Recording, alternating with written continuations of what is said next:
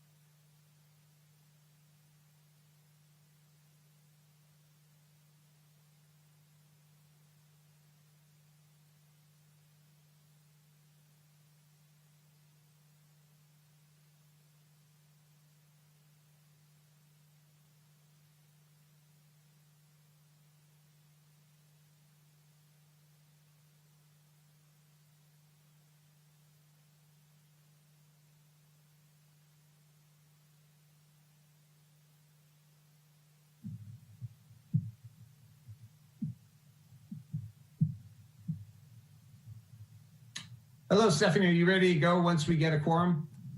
Yes, I am. Great. Thank you. We'll wait a few more minutes.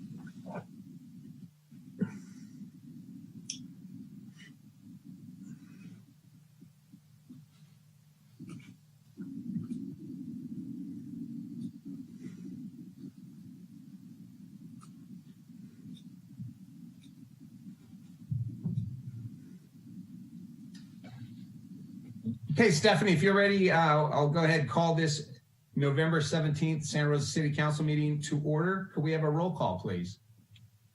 Yes. Councilmember Dowd, Here. Councilmember Tibbetts, Here. Councilmember Sawyer,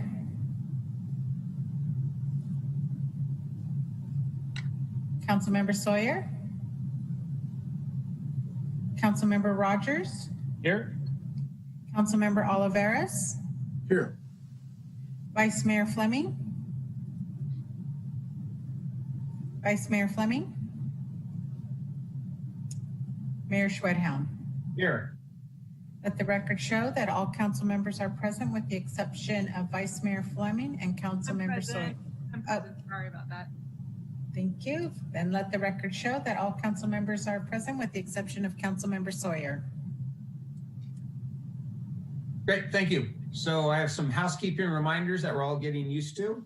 Council members, keep your audio on mute unless you're speaking. Staff will remain muted until needing to speak. As members of the public join the meeting, you will be participating as an attendee. Your microphone and camera will be muted. Only today's panelists will be viewed during the meeting. If you're calling in from a telephone and choose to speak during the public comments portion of today's agenda, for privacy concerns, the host will be renaming your viewable phone number to resident and the last 4 digits of your phone number. The City of Santa Rosa is committed to creating a safe and inclusive environment free from disruption, will not tolerate any hateful speech or actions, and are well staffed to monitor that everyone is participating respectfully, or they will be removed if necessary. We'll also immediately end the meeting. Madam City Clerk, could you please explain how public comments will be heard at today's meeting? Thank you, Mayor. After each agenda item is presented, the mayor will ask for council comments and then open it up for public comment. The host in Zoom will be lowering all hands until public comment is open for that agenda item. Once the mayor has called for public comment, the mayor will announce for the public to raise their hand if they wish to speak on the specific agenda item. If you are calling in to listen to the meeting audibly, you can dial *9 to raise your hand. The host will then call on the public who have raised their hands. Public comment will be limited to 3 minutes, and a timer will appear on the screen for the council and the public to see. Once all live public comments have been heard, the meeting host will play voicemail public comments. If you provide a live public comment on an agenda item, but also submitted an email e-comment or recorded a voice message public comment, your email, e-comment, or voice message public comment will not be duplicated, read, or played during the meeting.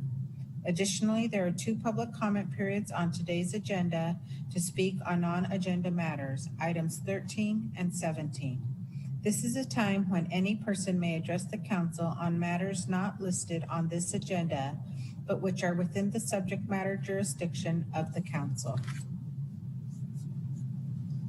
All right, thank you, Madam City Clerk, and I see that Councilmember Sawyer has just joined us.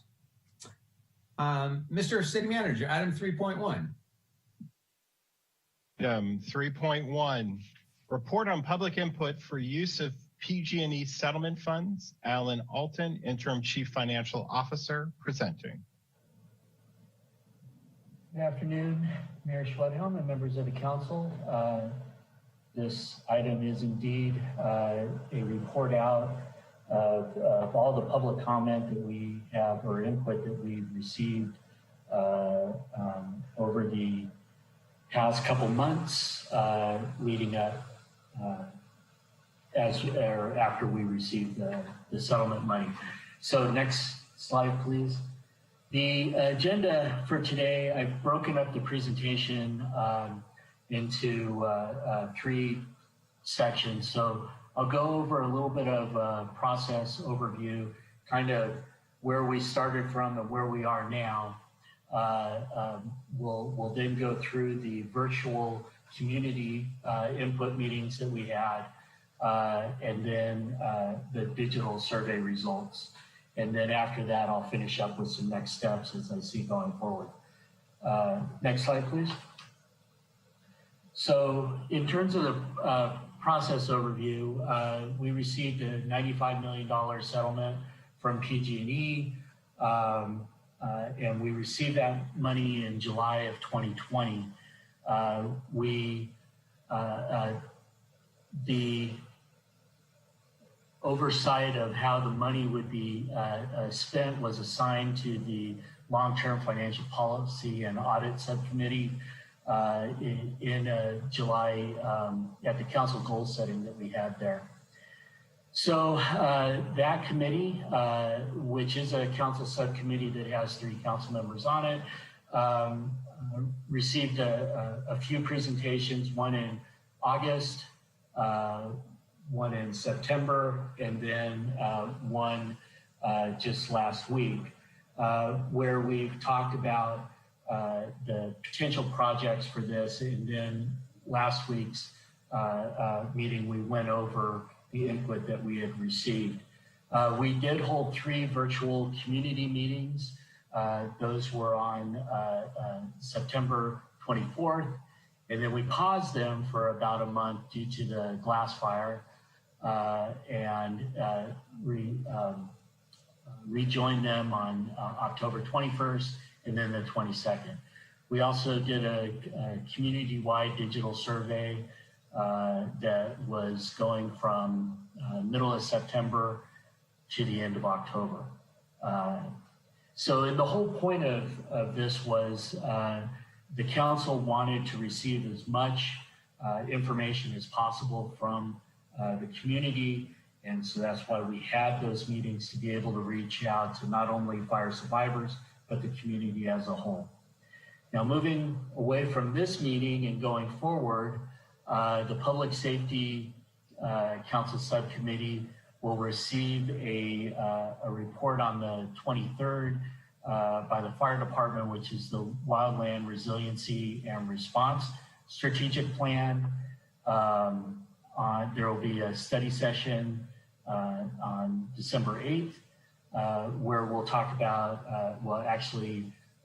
planning and economic development. We'll talk about housing investment opportunities, potentially for the use of PG&E settlement funds. And then we'll be back to the council and study session on the 15th to do a preparedness, mitigation, and resiliency project study session. And in that, we'll kind of hone down on some of the broader projects into more defined projects with descriptions and better cost estimates.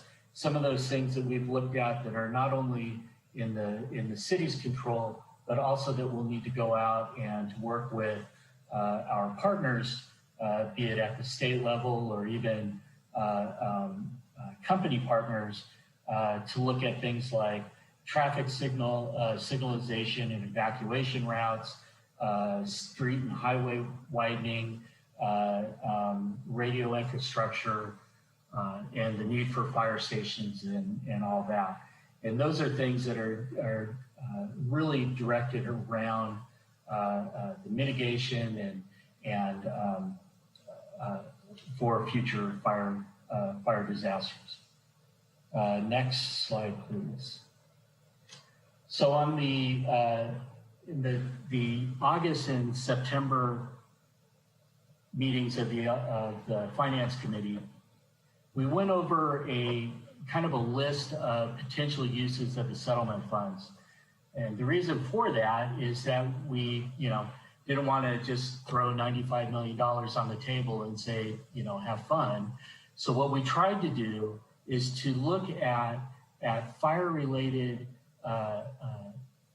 uses for those monies, especially those that are unfunded, ones that we've been denied through FEMA, ones that are outside of FEMA's scope, and those types of things. So we were trying to generate something that would work for both the fire surviving areas and the community as a whole, and to kind of start the conversation going forward of how these funds could be divided up.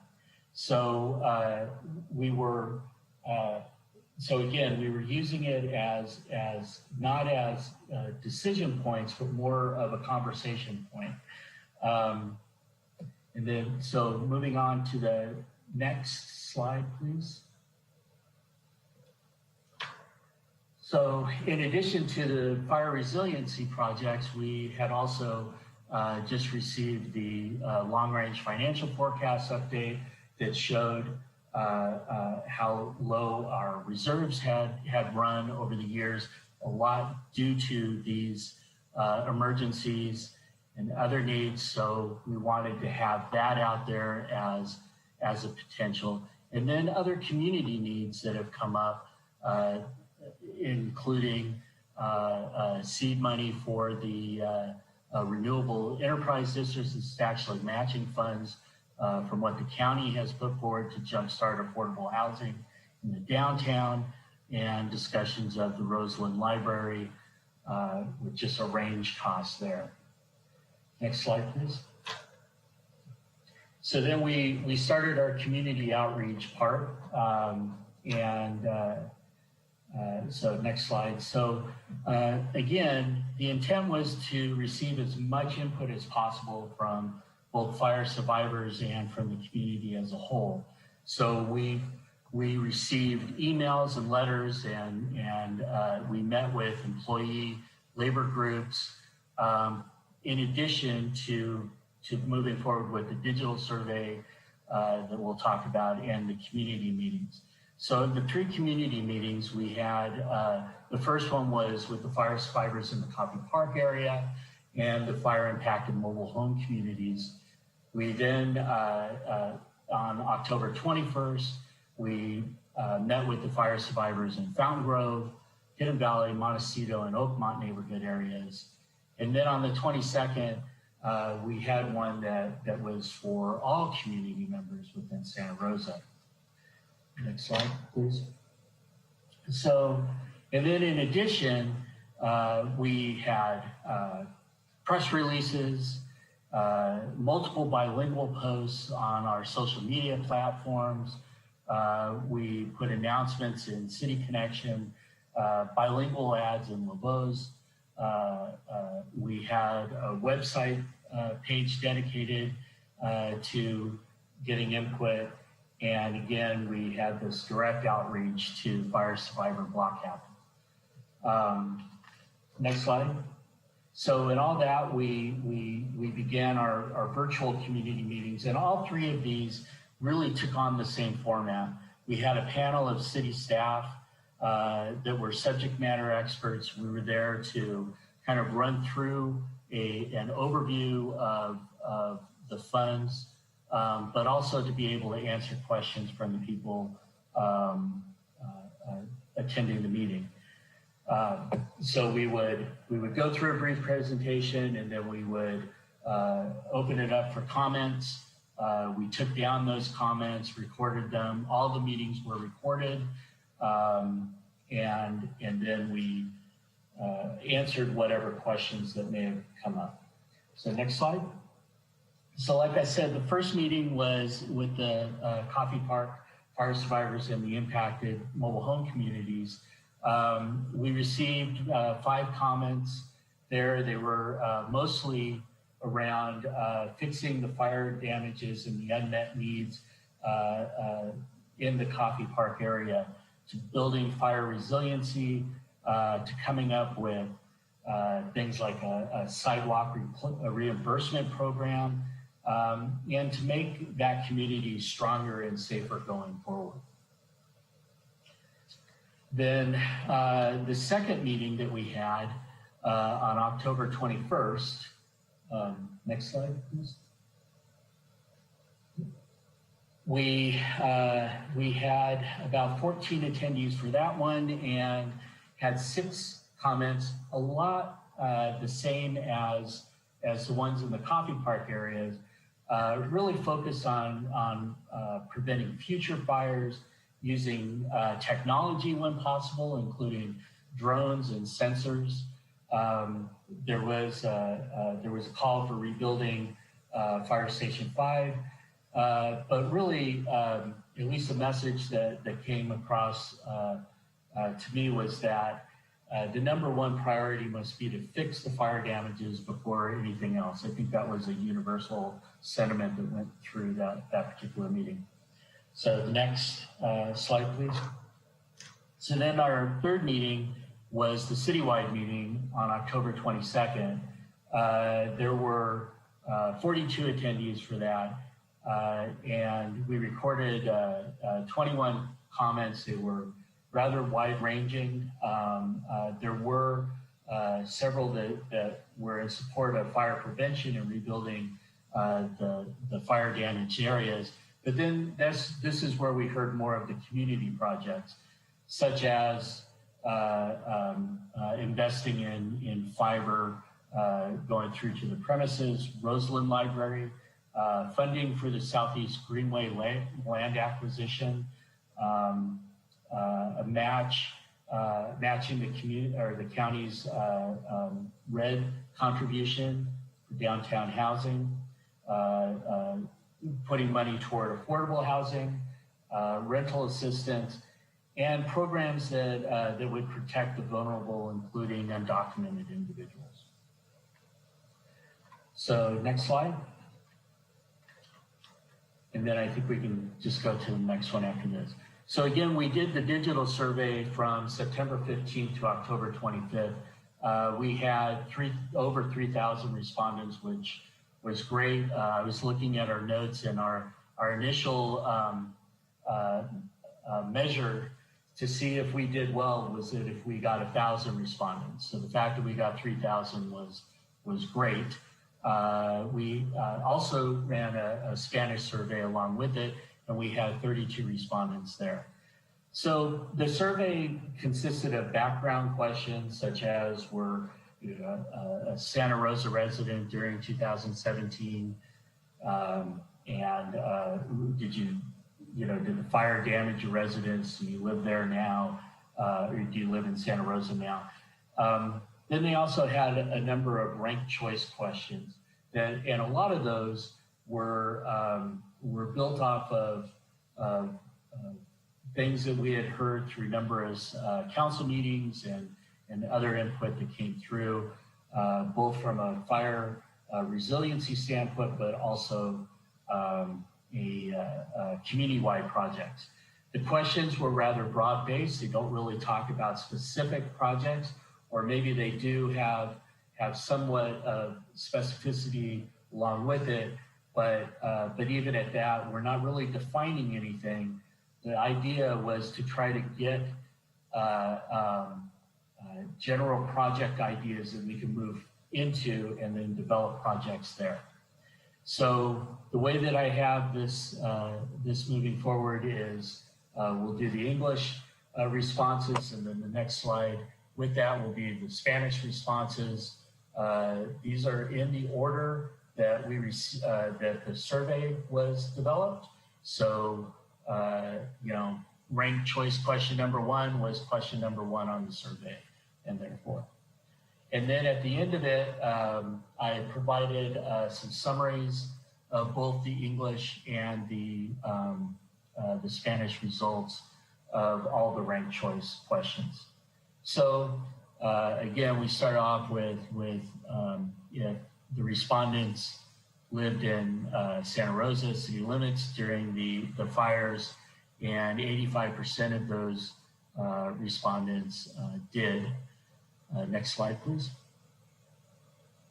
And 94% of the Spanish-speaking respondents resided in Santa Rosa city limits during those wildfires. Next slide. So then we kind of we asked where they are currently living, and of the English speaking respondents, Northeast Santa Rosa was the largest area that they responded. This is just general information that we had just for backup and context as we develop these. So next slide, please. The Spanish survey responses, again, you're kind of seeing a mix of Southwest and in Northwest Santa Rosa as being the most predominant areas where the survey respondents are currently living. Next slide. So asking if the home, Santa Rosa home or business was destroyed, or what impacts it may had specifically from the fires, 80% of them did not have that direct impact. Of the English and of the Spanish, it would track right about the same, with 75% not having that input. Then asking on the next slide if the individuals currently reside in the city, and 84% do. And in the Spanish speaking responses, 87% do. And then finally, asking whether they lived in the high-risk fire areas, the wildland urban interface, only 35% do. And within the Spanish survey responses, 19% do. So the majority of them do not. So then moving on to the ranked choice questions. And again, the way that I'll go ahead and put these out is that we've got, we have those that strongly agree and those that disagree and strongly disagree. I add both of those together to kind of give you the piece of how folks are responding to these questions, whether agreeing or disagreeing. I kind of leave the neither agree nor disagree alone on these. So just asking if the PG&E settlement funds should be the first used or used first for the rebuild projects and that have not yet recovered or are still unfunded. And of that, 76% of the English respondents agreed with that, with 10% disagreeing. And for the survey, Spanish survey responses, it was 78% agreed with that, that those monies should be used first for those projects, and 9% disagreed with that. So then moving on to vegetation management and fuel reduction in Santa Rosa and the WUI, 89% of the English responders agreed that funds should go to those types of projects, whereas 4% disagreed with that. And for the Spanish survey responders, it was 97% of those did, with nobody disagreeing with that, and about 3 people not agreeing or disagreeing. Having evacuation route construction improvements in the WUI, for that the English responders,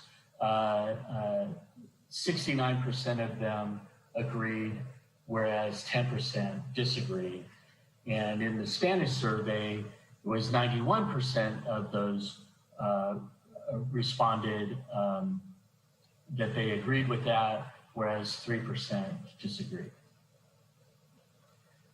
So in terms of home hardening incentive or assistance programs, which would make structures more defensible to fire, the English responses were 54% of them agreed with that, whereas 19% disagreed. And with the survey, Spanish survey responders, it was 88% of those agreed with no one disagreeing with that. Then moving on to the wildfire readiness and emergency preparedness community education. For the English responses, there were 61% of those agreed to put money toward those types of programs, whereas 15% disagreed with that. And for the Spanish responses, it was 94% agreed with it, with 3% disagreed. Then moving toward a more community-focused project, the Jumpstarting Affordable Housing through incentive funding. This 38% of the English-speaking respondents agreed with moving money toward that, whereas 43% did not. And for the Spanish survey responses, however, there were 53% agreed with 38% disagreed. Then looking toward strengthening the resiliency of the city's infrastructure, such as the installation of backup generators or microgrids, all designed to continue our functionality of our critical facilities.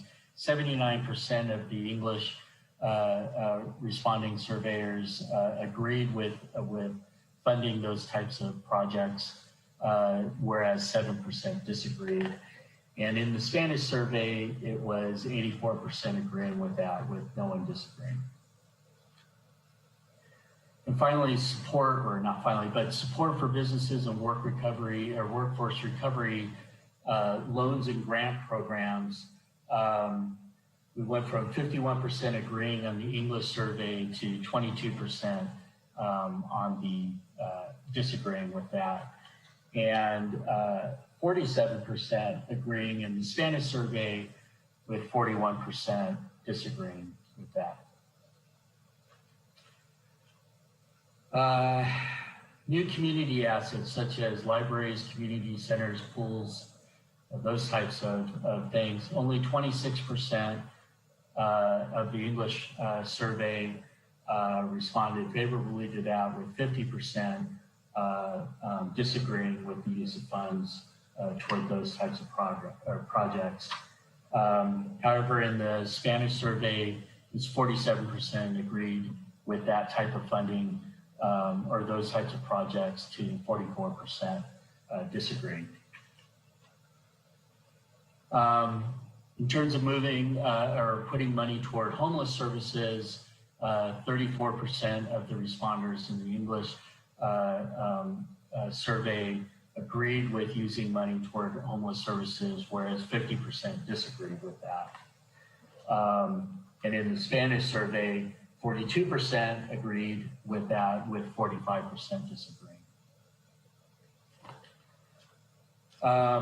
Repairing roads not associated with fire recovery, 33% thought that the money should be used to that, against 45% that disagreed with that, and that would be roads repairs outside of the fire area. In the Spanish survey, however, 72% did agree with using money for that, with 6% disagreeing. We asked about broadband or internet for all through the addition of fiber optic or wireless solutions.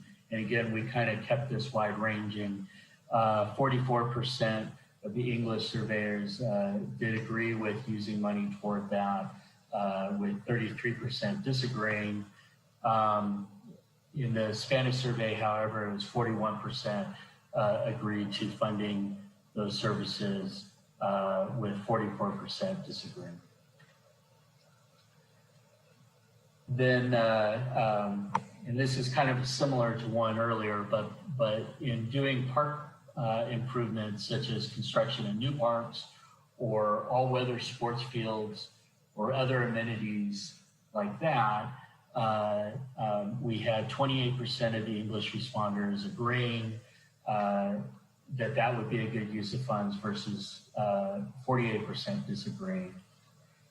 And we had, from the Spanish survey, it was 50% agreed with that and 41% disagreeing with the funds going into that area.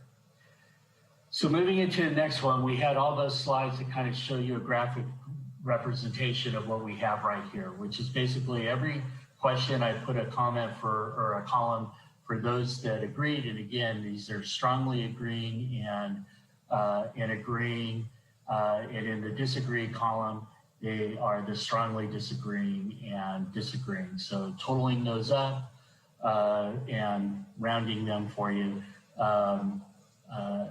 we have all of the questions and on a nice summary form. And then on the next slide, we have those same responses or the same chart for the Spanish responses. So next slide. We also asked some open-ended questions, and for those we had about 1,400 over that responses that touched on a number of the themes that we had in the digital survey. Obviously, they were able to expand more on what they wanted for that. So given the volume of that, I don't include it in here, but it is attached in the along with the staff report item of the, I think it was like a 200+ page report of the digital survey. All those responses are included in there. So next page, we'll get to the next steps. And I mentioned earlier that we have a public safety subcommittee coming up on the 23rd. We have a council study session on December 8th and another one on December 15th. And all of those, they'll talk about projects that could be used with these settlement funds. They'll be a little bit more in focus, especially the one on the 15th, where we'll go through a number of projects that I've mentioned already before, where we'll have more details and costs along with that. So with that, that's the end of my presentation, and I'll take any questions that you may have. All right, thank you for that presentation, Alan. Bring it back to council. Any questions on that presentation?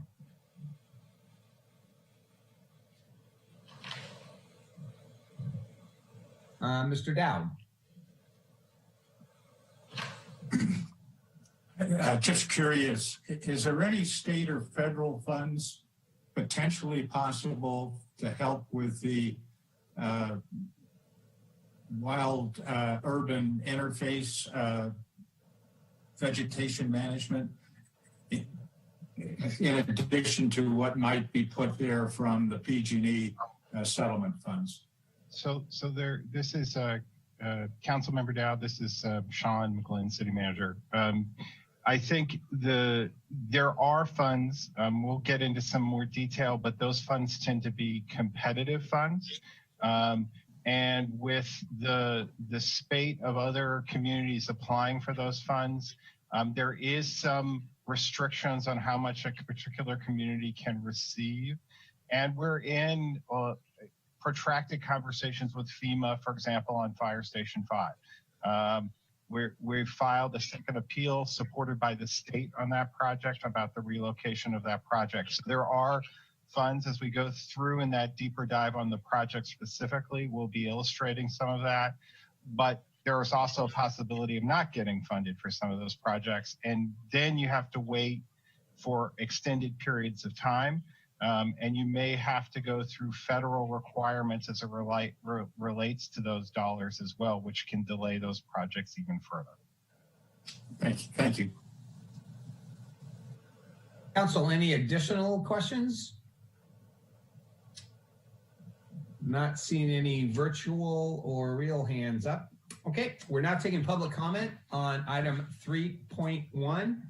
If you wish to make a comment via Zoom, please raise your hand. If you're dialing in via telephone, please dial *9 to raise your hand. Madam Host, would you facilitate public comment on item 3.1, please? Thank you, Mayor, will do. A countdown timer is now on the screen for the convenience of council and members of the public participating via Zoom. The first speaker will be acknowledged and invited to speak when the countdown begins. Please make sure to unmute yourself when you're invited to do so. Your microphone will be muted at the end of your comment or at the end of the countdown. The first public comment will be from William, followed by Thea.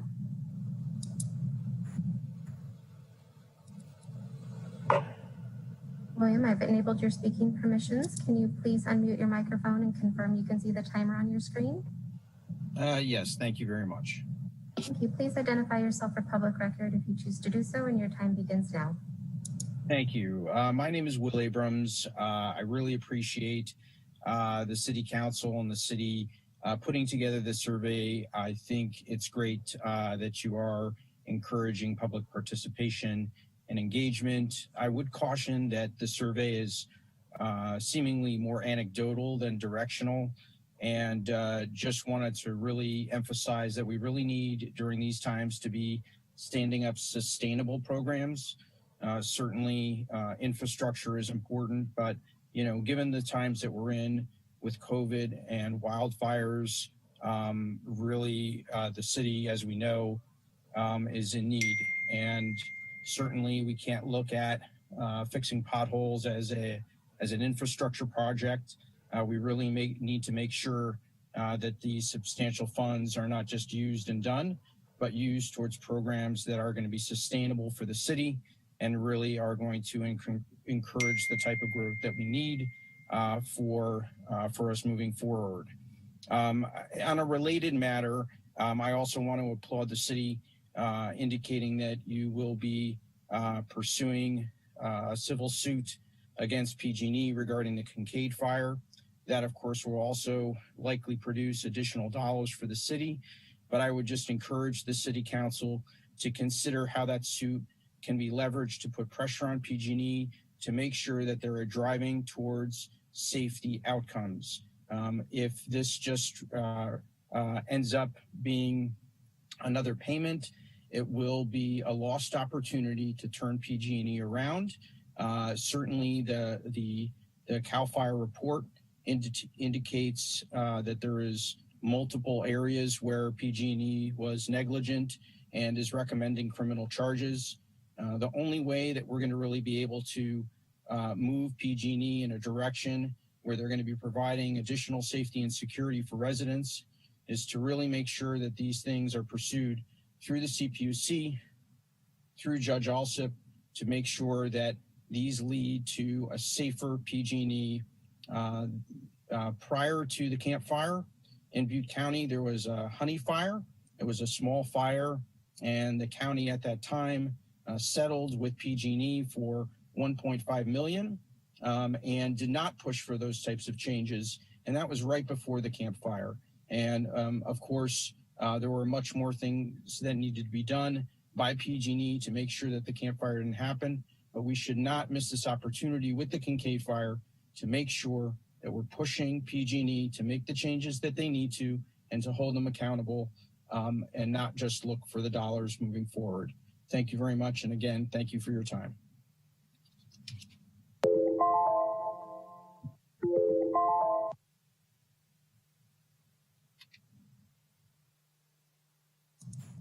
Thank you, Will. The next public comment will be from Thea, followed by Steve.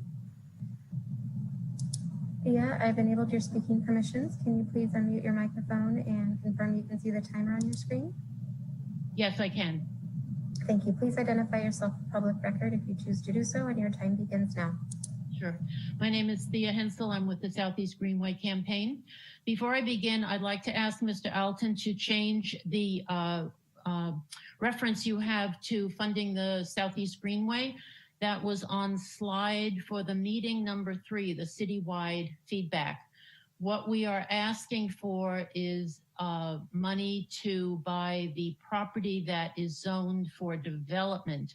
The Greenway portion of that 57 acres is going to be funded by the money that Sonoma Land Trust and the Greenway campaign have raised and will continue to raise. So I just want to have that clarified before we move forward, because that would be a gross misunderstanding of what we're really asking for. As you know, I'm a Greenway advocate, but I also see the great need for housing stock to increase across the spectrum. That's everything from alleviating homelessness to affordable housing. The housing crunch in the county has been greatly exacerbated by the fires that have had a trickle-down effect that includes rental availability as well. We are advocating for affordable housing to be built in Bennett Valley that can encompass all the amenities that the Greenway has to offer. We understand that building such housing can be attractive to affordable development developers if the land is deeply discounted. That brings me to the request to allocate money from the settlement to purchase 10 of the 57 acres, the portion that is zoned for mid-density and mixed-use housing as part of the Caltrans package. All 57 acres, according to Caltrans, are going to be sold in a single transaction, both the parklands as well as the zoned land. Your action can not only move the Greenway project ahead, but can add to the city housing stock at the same time. So we hope you'll consider this request. Thank you very much.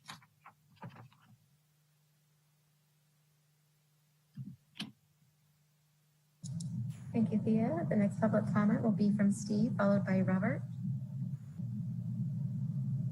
Steve, I've enabled your speaking permissions. Can you please unmute your microphone and confirm you can see the timer on your screen? I do, thank you. Thank you. Please identify yourself for public record if you choose to do so, and your time begins now. My name is Steve Rabinowicz. Good afternoon, Mayor Schwed, Hellman City Council members. I'm a Santa Rosa resident, and I serve as the chair of the Waterways Advisory Committee. Please consider this request for funds from the PG&E settlement for use on the Prince Memorial Greenway. I'm requesting $2 million from the PG&E settlement. Today, the Greenway serves many community needs, such as open space, fish and wildlife habitat. It's a major connector to our bike path and walking path system, and it's a critical link of the community to downtown and Railroad Square from neighborhoods across the city. The Waterways Advisory Committee took a tour of the Greenway in October of last year and was very concerned about conditions along the Greenway. Built over 15 years ago at a cost of approximately $27 million, the Greenway has fallen into disrepair, and the result has been a deterioration of its infrastructure, including vandalism, damage to rock walls, paths, garbage cans, public art, benches, signage, and lighting, as well as deferred maintenance and deterioration of landscaping, which is due to an inadequate water supply system on the Greenway. City staff and community volunteers have done their best in dealing with these issues, but it's essential to correct many problems that have developed over the years. Homelessness has also impacted the Greenway. In addition, isolation of the Greenway from surrounding land uses is an issue that needs to be addressed. These problems has resulted in the Greenway being isolated and undesirable for many community members. While some people do use it to walk and ride bikes, its role has been diminished over time, and many people avoid it and consider it unsafe to use. If we want to attract new housing development downtown, we need to make this a dynamic part of our community. If we don't act, we risk jeopardizing much of that $27 million. The funds will be used to recommend needed improvements, provide cost estimates, as well as to fund the necessary work to make the Greenway the centerpiece of our downtown. I'd also like to lend my support today to the request from the Southeast Greenway campaign for funds from the settlement. This project would fund the purchase of land for over 240 dwelling units, a critical need in our community. Coupled with the land for open space, it's a true once-in-a-lifetime opportunity. Thank you very much.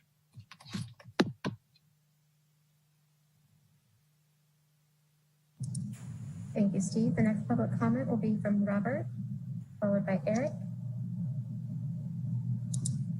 Robert, I've enabled your speaking permissions. Can you please unmute your microphone and confirm you can see the timer on your screen?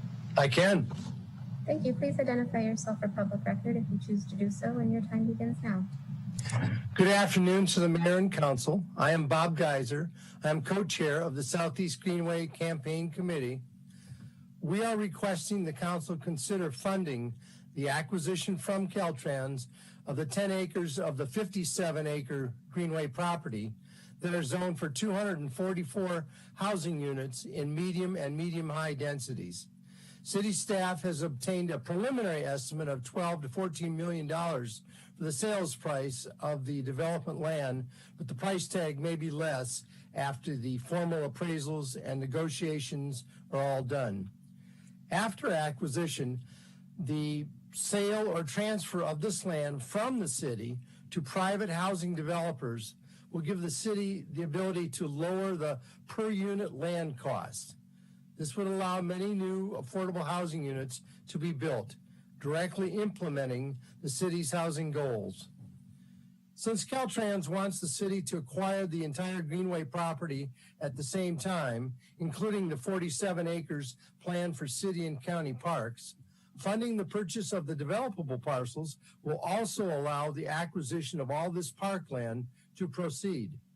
This brings us one giant step closer to creating an asset for the entire community, a large, accessible, green, open space, the kind of place needed more than ever in these stressful days. Finally, I have to note the reported survey results include public support of city funding to jumpstart affordable housing and to create new parks. Acquiring the Southeast Greenway property serves both of these objectives quite well. Thank you for your consideration.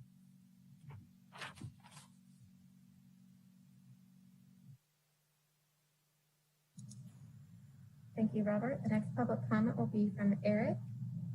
Eric, I've enabled your speaking permissions. Can you please unmute your microphone and confirm you can see the timer on your screen? Yes, I can. Thank you. Please identify yourself for public record if you choose to do so, and your time begins now. Good afternoon, Mayor and City Council. This is Eric Frazier. So I wanted to comment on a couple things that I saw in the presentation. One is where things were not combined appropriately for statistical relevance, and the other is where things were combined and probably should be separated. Let me explain. You reported back that you did the survey in Spanish, and that was great. Of course, we want outreach across the city, and we don't want any barriers for people to participate. But statistically, you should have combined percentages bandied about when you're talking about a group of 30 people versus a group of 3,000 people, where one city, everybody in the city was asked to provide input. And so those responses should have just been combined. There's really no logical reason for you to have additional significance applied to the Spanish speaking responses versus the English speaking responses. Another place where perhaps there's some sort of issue or problem is where you combine sidewalk repairs with street repairs. So with the sidewalk issue, as you know, this is an issue that I've studied every which way, and I'm still looking for a solution that actually creates a permanent repair to damaged sidewalks throughout the city. Certainly in the burn zone, there's impacts there that we're not experienced in other parts of the city. I certainly understand that. I don't necessarily understand all the inputs that went into recovery of individual private owners, private landowners in the sidewalk repairs.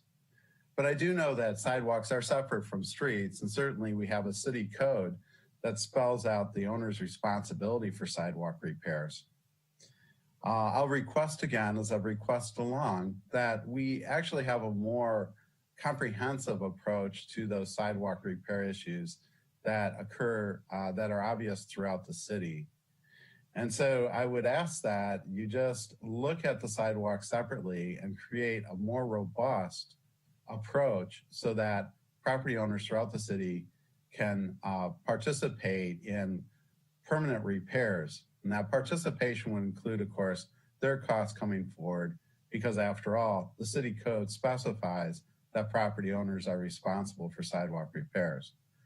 At any rate, I'm sure all this can be straightened out. I appreciate your time this afternoon, but please pay attention to those survey results and don't skew the results without meaning. Thank you very much.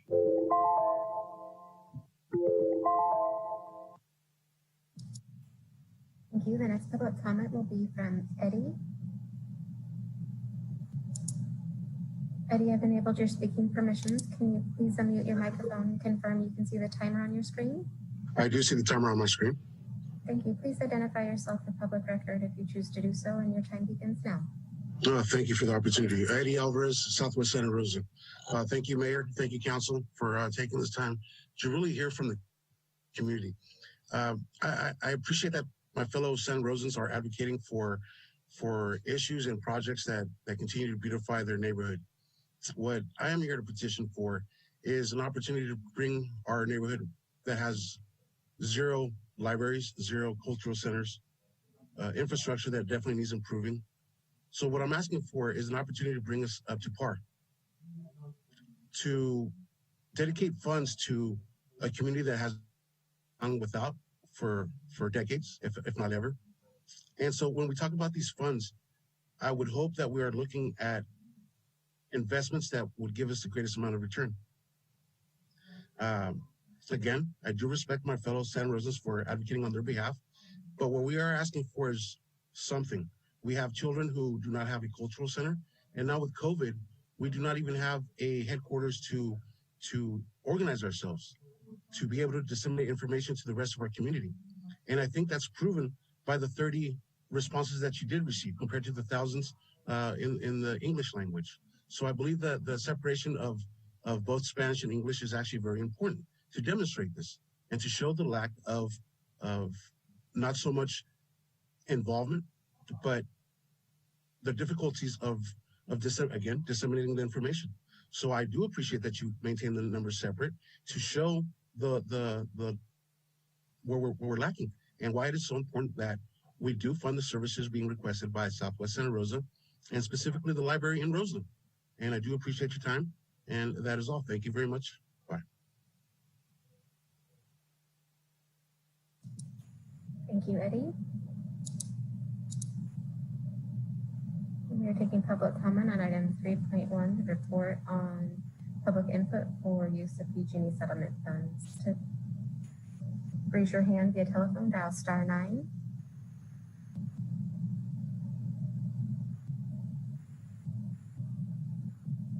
The next public comment will be from Jim. Jim, I've enabled your speaking permissions. Can you please unmute your microphone and confirm you can see the timer on your screen?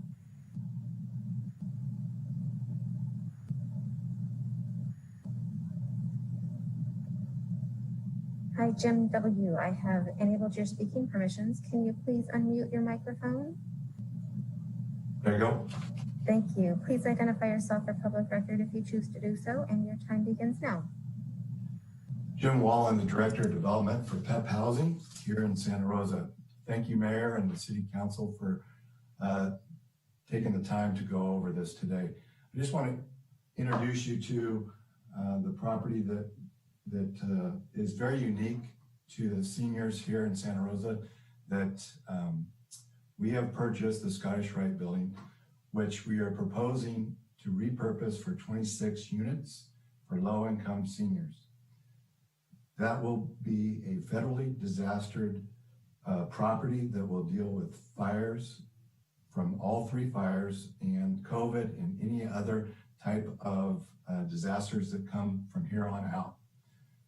The property is shovel ready, it's fully entitled, it will cost half of what new construction will cost and can be completed in 7 months. I said 7 months.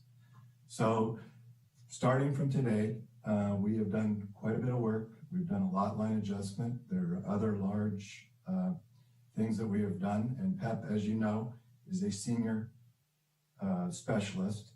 But the $1.5 million request is for the gap funding that we need to get over the hump to get this unique project going. And I truly appreciate the opportunity, and I hope that you'll look at PEP for supporting the low-income seniors that were impacted by the fires. Thank you for the time.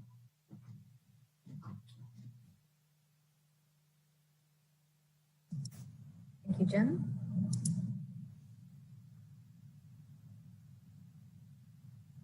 And we're taking public comment on item 3.1.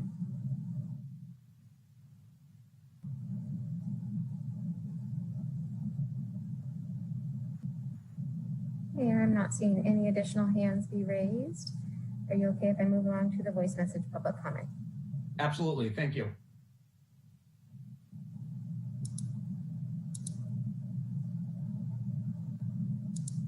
Study session 3.1 comment, Dwayne DeWitt from Roseland. This is an opportune time to involve all of the city in the discussions for how this funding will be spent. It's been said that there was some sort of a survey done, but talking to people in the new districts 1 and 7 on the west side of the city, most folks haven't heard about this. Today, this request is that you not move forward until the new council members for District 1 and District 7 are fully impaneled and public hearings are held in front of those elected officials, with the public being able to participate in person, not in these zoomed out virtual exclusion situations where you must comment before items without having heard what the discussions really are. This whole system smacks of an anti-democratic approach. Please do not make any decisions anytime soon on this funding. Once the new council members are impaneled, please make sure that the funding is spread equally across all 7 districts so that each district gets a portion of these funds.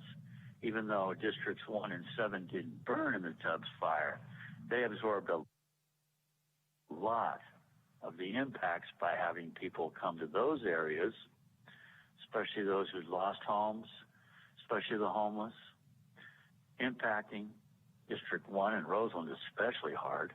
It's really important that the city begin to show that there is some sense of equity and that there is some environmental justice in how this spending will take place.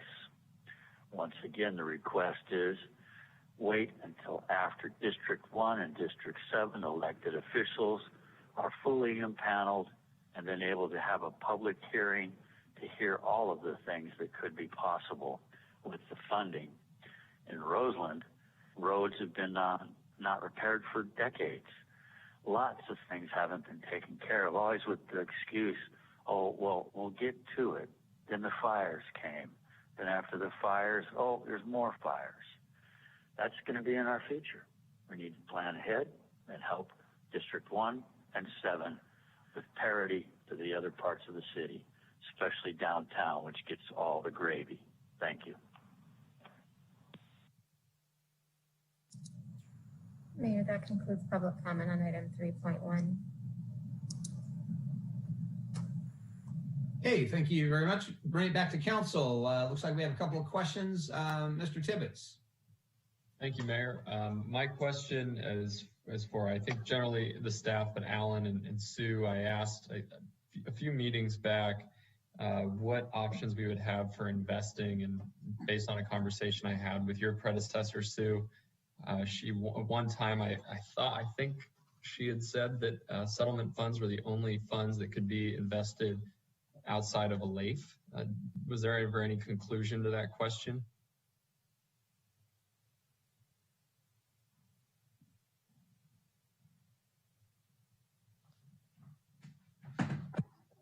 Sorry, I'm having some technical difficulties there. So no, I don't have an answer for you this evening, but certainly we'll look into it and get back to you. And Alan, I don't know if you have an answer this evening. I don't. Okay, yeah, for me, I'd really like to be able to answer that question. I think for me that question is foundational to the conversation we're having here. You know, what's interesting about watching this presentation is that there's clearly a lot of needs out there in the community. There's a lot of people who have a lot of different ideas about how it should be spent. And even though we have $95 million and it seems like a lot, it's not a lot in comparison to that community's request. And I just really don't want to see, and this is for all my colleagues where I'm coming from, I really don't want to see this money be flash in the pan money. This is a gift that, well, I shouldn't use the term gift. This is a remedy that is going to come in a lump sum of money that we are never going to see ever again. And I think wisely investing it or issuing it through loans to the best of our ability is going to set up this city for success well beyond all of our tenure on this council. And I hope we can try to view it from that perspective. But yeah, Sue, Allen, if you could figure that out, that would be wonderful. And I apologize that I did not. I should have looked into it as well. Mr. Rogers. Thank you, Mr. Mayor. I just wanted to reiterate, and Alan, thank you for the presentation. I did have a chance to see it at the long-term finance meeting. I think that next week will be the most instructive when we actually are able to have a substantive conversation about what wildfire protection looks like, what the costs to implement the community wildfire protection plan, or what a fuel load reduction program will actually cost and how it will be constructed. I know that we aren't ready to have that discussion tonight, but I think when we talk about the desires from the community, and you see it in the survey results, a desire to feel safe in our community, discussing how and how much it's going to cost is going to really determine what else we can invest in. And I say it that way because for me, that is the priority coming out of this. Is you've got your fire recovery projects that the money was intended for. You have resiliency in creating an atmosphere where people, whether it's our businesses or our residents, feel safe to operate in our city. And that's going to be a substantial cost. And then we have everything else. And I know that there are a lot of priorities that are out there. I know that there are a lot of investments that people want to make, but I'm looking forward to that discussion because I think that price tag, how much that's going to cost for us to be able to say to the community that we are investing in the way that we need to for them to feel safe is going to be important. And so I just wanted to put those comments back out there so that we can have a more full conversation next week when we see those numbers. Vice Mayor Fleming. Thank you. And probably to the point of both Mr. Tibbetts and Mr. Rogers, I was wondering if any of the initiatives that were looked at by the finance department were analyzed for return on investment. So I know that it's not easy to do this type of thing, but we do know that certain things like libraries, sidewalks, communal public spaces, and so forth do have an outsized, housing development, childcare. We know that those things do. So were any of these analyzed for that? So stepping in on Mr. Alton's behalf, this simply was a report out on the community survey. We're going to be coming back with those conversations, Vice Mayor. And so that will be one of our points of reference is what's the return on investment. That's exactly sort of the conversation earlier with the fire station, right? Do you delay taking an action now to bank on return from the federal government? There have been plenty of communities that have said this federal process is too long and the risk factor is too high. And those are the kinds of conversations we'll be having with the council as we bring back these additional study session items. But it's a point well taken, and we'll do that. This was a report on the community's input session, and we will definitely bring back that investment and the rate of return on those investments. Okay. And I was curious to know why the Spanish language responses, were outnumbered by 100 to 1 or more than that rather, and also why they were separated out.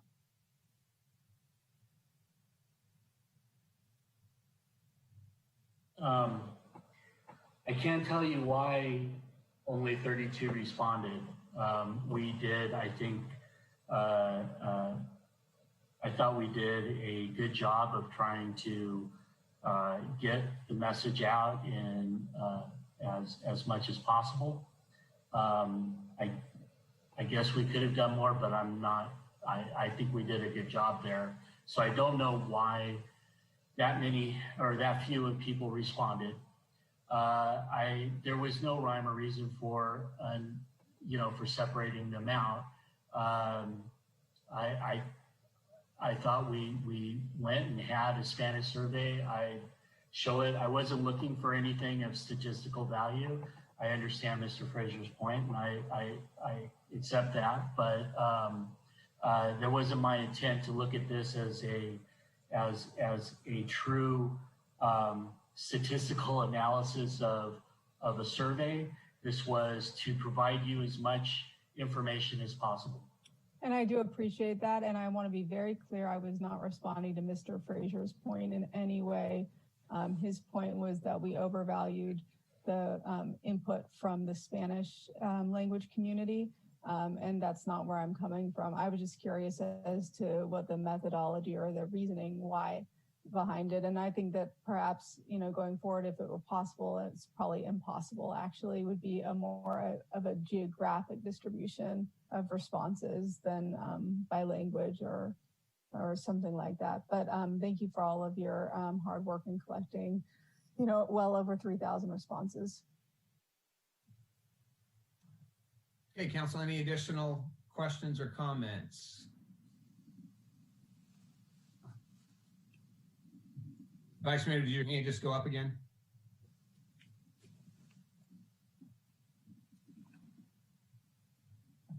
Mr. Oliveras. Thank you, Mayor. My question is, do we have some hard stops as far as timelines in this process?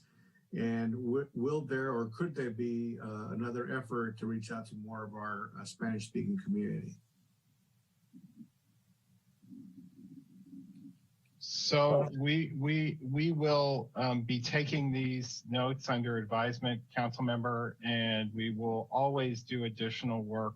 And so I think there is work to be done. This is our first foray into this type of survey tool for this type of product, and we're learning as we go, and we will make adjustments, and we will continue to do outreach throughout the city to every community of interest to get feedback. Thank you very much. Okay, Mr. Alton, before I make any comments, do you have were you seeking any specific or additional information from council other than just presenting the information that you have done so? So just presenting the information. Okay. So I would just like to thank you for hearing this information, again, the second time, like Mr. Rogers and Mr. Sawyer, we're here the first time with long-term finance planning and audit subcommittee, but it is just information. And I would just offer to anyone who is listening, as everyone on council has seen, you can send direct emails to city council to share with us what your priorities are. The city has been trying to get as much information as possible out there. There's plenty of opportunities, and it's not over yet. So if there is additional needs or interests that you think would be of value, please send that to any member of the Santa Rosa City Council. And I know staff is also receiving that information. So thank you so much for this presentation. I look forward to some of the presentations we'll be having in the coming weeks.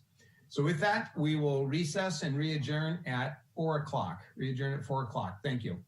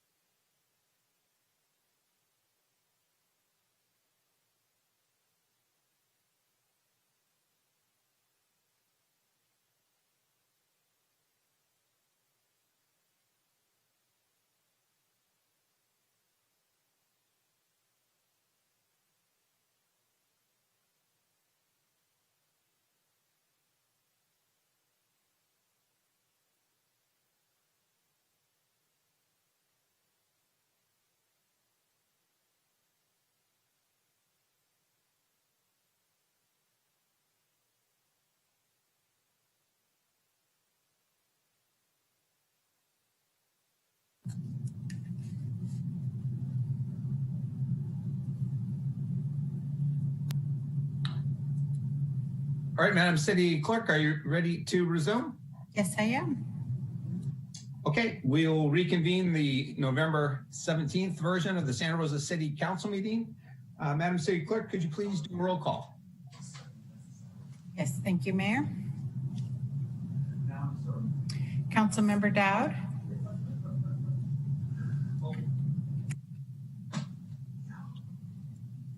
Councilmember Tibbetts.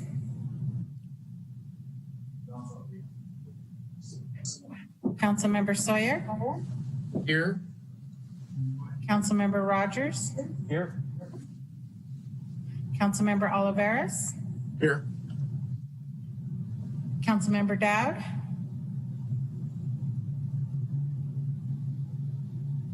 I see. Here. Vice Mayor Fleming. Here. Mayor Schwedhelm. Here. Councilmember Tibbetts, have you joined us? Okay, let the record show that all council members are present with the exception of Councilmember Tibbetts. All right, thank you. Mr. McGlynn, anything else to report on the study session we just experienced? Nothing additional to report. Thank you. Madam City Attorney, would you like to report on the closed session, or would you like me to? I was not present in the closed session, so yes, I would ask that you give the report out. Thank you. Thank you. So we did have a closed session regarding the city manager evaluation, and city council members provided feedback to the city manager. No action was taken. We have no proclamations. Staff briefings. Mr. City Manager, do we have any staff briefings for this evening? Yes, we do. We do not have anything on 7.1 and 7.2, but we do, I believe I'm introducing Kimplin Robbins, Assistant Fire Marshal, for a glass fire update on 7.3.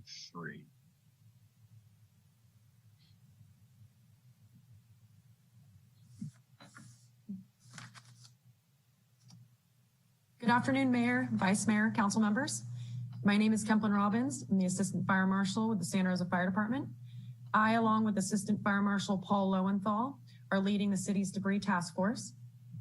Starting with the situational updates, 7 of our phase 1 properties were not able to be completed due to safety hazards outlined by the state's household hazardous waste removal contractor. So the task force is stepping in, and we will be utilizing the city's hazardous waste contractor to complete the sweeps for our residents.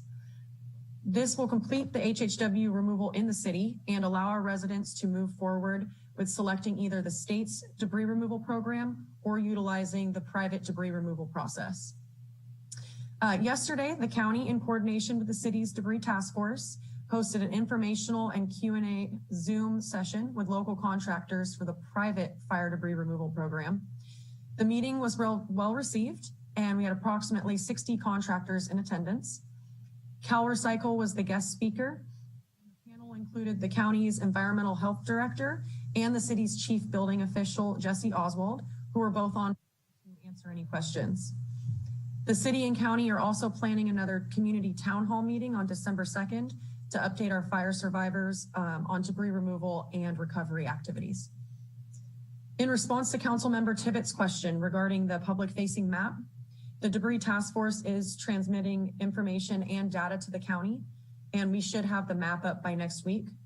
A link to the map will be found at srcity.org/glass fire recovery.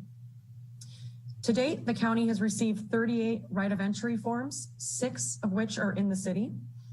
The county has also received 19 private debris removal applications, with 1 of those being in the city. Of the 1,152 affected parcels, we have approved 41 requests to dispose of their debris without going through the phase 2 process. And this debris includes burned trampolines, fences, and the like. And with that, that concludes my report. If there are any questions, thanks.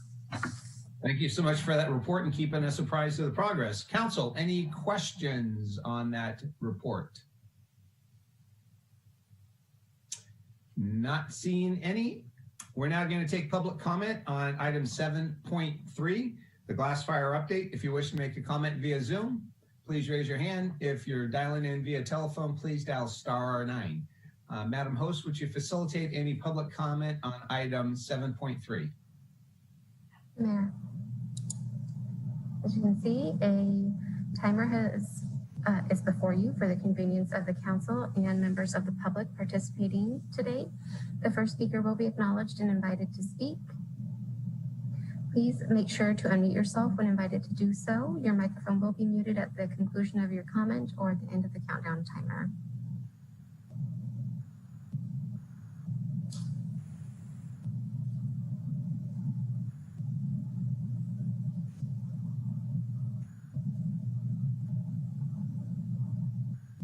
Mayor, I'm not seeing any hands being raised via Zoom for public comment. Are you okay if I move along to the voice message public comment received? Absolutely.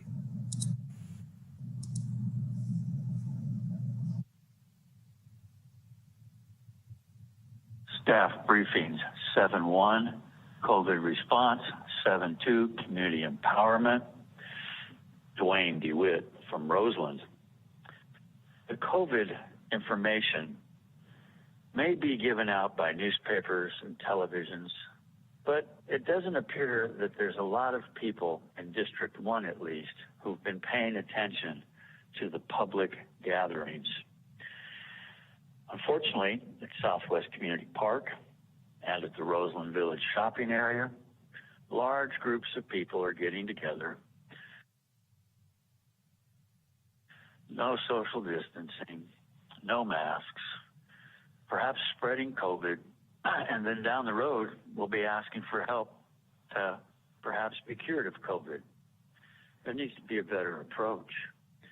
I think that might be able to occur if you actually have a true community empowerment and community engagement approach in which you were involving the various people right at the grassroots instead of the talking heads, various bureaucrats and various departments saying they have a plan. An example of working with perhaps the Southwest Health Action Committee, which now is all of Santa Rosa supposedly, and yet it's zoomed out. It's virtually excluding lots of people because only those folks who are able to get into the city's online approach are able to participate. This isn't helping a lot of folks out in the areas who are being impacted negatively by the possibility of these COVID spreadings.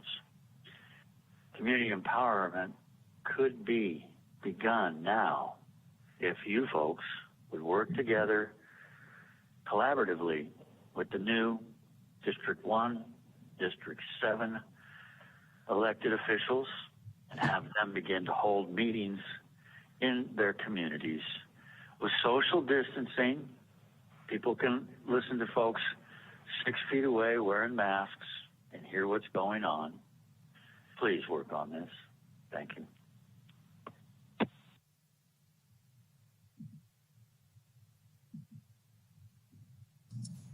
All right, Mayor, that concludes public comment for item 7, staff briefings. Okay, thank you so much for that. Again, council, any other questions for our fire representatives? Seeing none, thank you so much, Kemplin, for that presentation. Okay, item 8, city manager report. Do you have one for us this evening, Mr. McGlynn? No report this evening. Madam City Attorney, do you have a report for us today? Yes, I do have a report this evening. I do want to report out today on 2 litigation matters that have recently been resolved. The first is Iran versus the city of Santa Rosa. And this case arose out of the protests that took place late last May and early June. Mr. Iran did attend the protests, and late in the evening on May 30th, the peaceful protests turned violent and destructive. The police endeavored to disperse the crowd using verbal commands, tear gas, foam-tipped bullets, and other techniques. Unfortunately, Mr. Iran was struck by a police projectile and he suffered serious injury. He did file a claim, and the parties negotiated a settlement of that claim through their respective legal counsel. The settlement includes a payment to Mr. Iran of $200,000 to compensate him for his injuries and his medical expenses. The City Council, you approved the general terms of this settlement back in closed session back in July. The settlement was finalized and executed at the end of October. So that matter is now fully resolved. The other matter I want to mention to you and report out is Bryant versus City of Santa Rosa, and that relates to crossing the Jordan. Last May, as you may recall, Crossing the Jordan continued to operate several of its thrift stores in the City of Santa Rosa, despite state and county public health orders that required those stores to remain closed. After repeated warnings, the Santa Rosa Police issued criminal citations to Crossing the Jordan as an organization and to its principals, Dana and Michael Bryant. The Bryants responded by filing a federal lawsuit against the city, also named the county, the state, and a number of individuals. The lawsuit alleged that the city's enforcement of the public health officer's order violated the Bryants' rights under the First Amendment for peaceable assembly, the Fourth Amendment for unreasonable seizure, the Fifth Amendment for a taking, the Eighth Amendment for excessive fines and cruel and unusual punishment, the 14th Amendment for due process, equal protection, infringement of privilege or immunity, and then also the complaint set forth claims under various state laws. Well, the city and the county both filed motions to dismiss the lawsuit, and in early September, the federal district court judge did grant both of those motions and dismissed the complaint in its entirety. But as is common practice in the federal courts, the judge granted the Bryants leave to file an amended complaint. And yes, at the end of September, the Bryants did file an amended complaint. After a series of negotiations, however, the Bryants agreed in mid-October to voluntarily dismiss the case against the city. They have now dismissed that case in its entirety against the city, and there's been no cost to the city at all. And that matter is now also fully resolved. So those are two recent resolutions.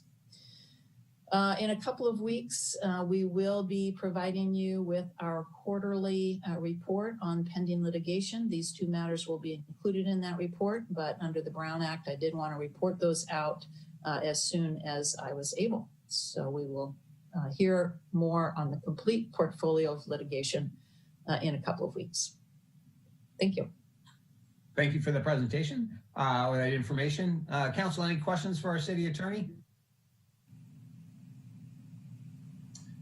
Seeing none, so we're now going to take public comment on item 8, our city attorney report. If you wish to make a comment via Zoom, please raise your hand. If you're dialing in via telephone, please dial *9. Madam Host, would you facilitate any public comment on item 8? Mayor, as you can see, a timer is before you for the convenience of the council and the participants. The first speaker will be acknowledged and invited to speak. When invited to do so, please be sure to unmute your microphone. Your microphone will then be muted at the end of your comment or at the end of the allotted time. The first public comment will be from Eric. Eric, I've enabled your speaking permissions. Can you please unmute your microphone and confirm you can see the timer on your screen? Yes, thank you. Thank you. Please identify yourself for public record if you choose to do so, and your time begins now.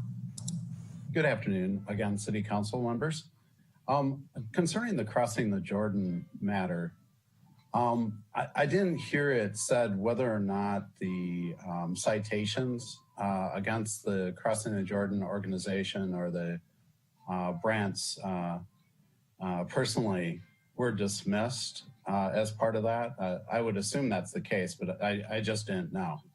And it seemed also to be the case, as I recall, that they were sort of singled out for this type of enforcement. And so I think that's what gave rise to those actions. I don't know for sure, but it seems like that was the story there.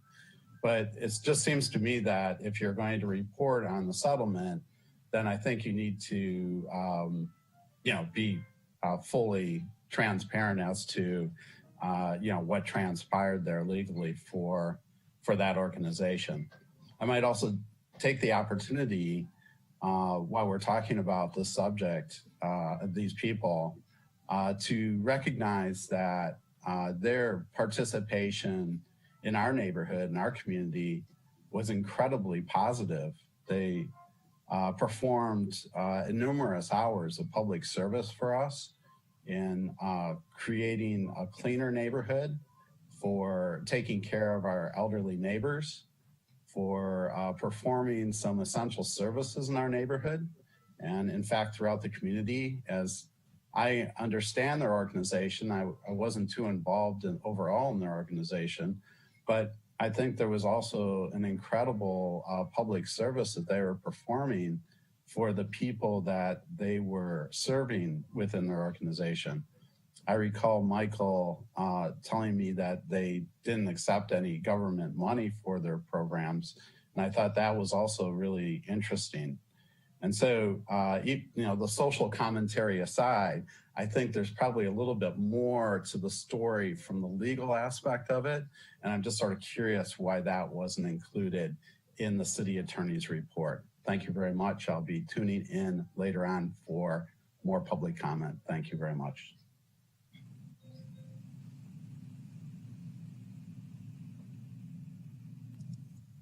Thank you, Eric.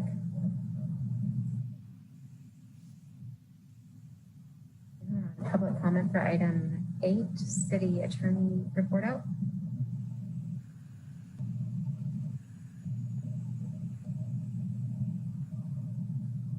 Mayor, I'm not seeing any additional hands raised for this item. Great, thank you. Right back to council, Mr. Rogers, you had a question or comment? Yeah, thank you, Mr. Mayor. Sue, I just want to give you a chance to respond to some of the comments in public comment. How I had heard your report out was that the lawsuit filed against the city was found to be baseless and was dismissed, and that the fines that were levied still remain. And I in particular wanted to give you a chance to respond back on the accusation that there was selective enforcement, or that this one individual group was singled out. Thank you, and I do appreciate that opportunity, and you are correct. The federal district court judge did dismiss the original complaint for having no basis, to being without merit. In fact, the language of his order was quite strong. As I mentioned, the Bryants did take the opportunity to file an amended complaint, but after negotiations, they voluntarily dismissed that complaint as well. There was no request, nor did we dismiss the criminal citations in connection with that settlement. It's not a settlement, I'm sorry, just a voluntary dismissal of the lawsuit. The original citations were issued in accordance with standard practice that was followed by Santa Rosa Police throughout that time. Education was number one. Requests for voluntary compliance with the public health officers were really emphasized. And again, it was repeated warnings before citations were issued. And indeed, the Crossing the Jordan thrift stores were really, I think, the only business that I'm aware of that did not comply after efforts of the Santa Rosa Police and of the public health officer at education and obtaining, reaching voluntary compliance. So this was not, they were not singled out. They were a part of the process that was followed for all businesses across the city. And certainly neither those citations nor our treatment of the litigation related in any way to the organization, other than its failure to comply with the public health officer order. So we certainly make no comments on the other benefits that that organization may have provided and continue to provide to our community. This is really about their failure and refusal to comply with the public health officer order back last May.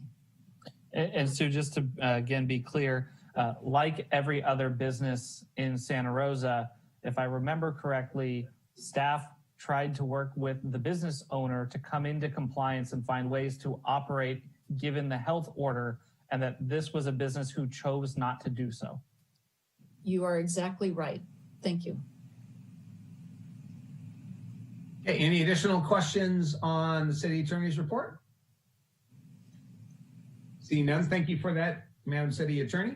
We'll move on to item 9, statements of abstention by council members. Are there any on tonight's agenda? Not seeing any. Okay. On to item 10, mayors and council members reports. Is there anyone who would like to give a report to the community this evening?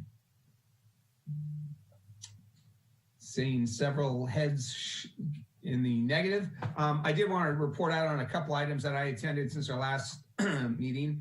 I do want to thank Supervisor Shirley Zane and Marine veteran Rosa Linscomb, who put together a safe social distancing Veterans Day event at the Vets building. It was attended by about 100 folks there. Very appreciative of their willingness to put something together in a safe way to recognize the efforts of our veterans. And then on the 12th of November, I participated in a Hope City event, which occurred out in District 6, where Hope City built a house for a Tubbs fire victim with the support and cooperation of the Community Action Partnership, United Way of the Wine Country, Rock Sonoma County, Catholic Charities, Redwood Credit Union, and a variety of other community stakeholders. But it was a great positive thing to actually watch the hands getting delivered, or the keys being delivered into the hands of the new homeowner on San Miguel Road. They've been through a lot 3 years later, moving back into their house. So it was a great community event. And then last Saturday, we had a couple events, one out in South Park, arranged by the community engagement, the South Park Community Building Initiative, which is works with Community Action Partnership.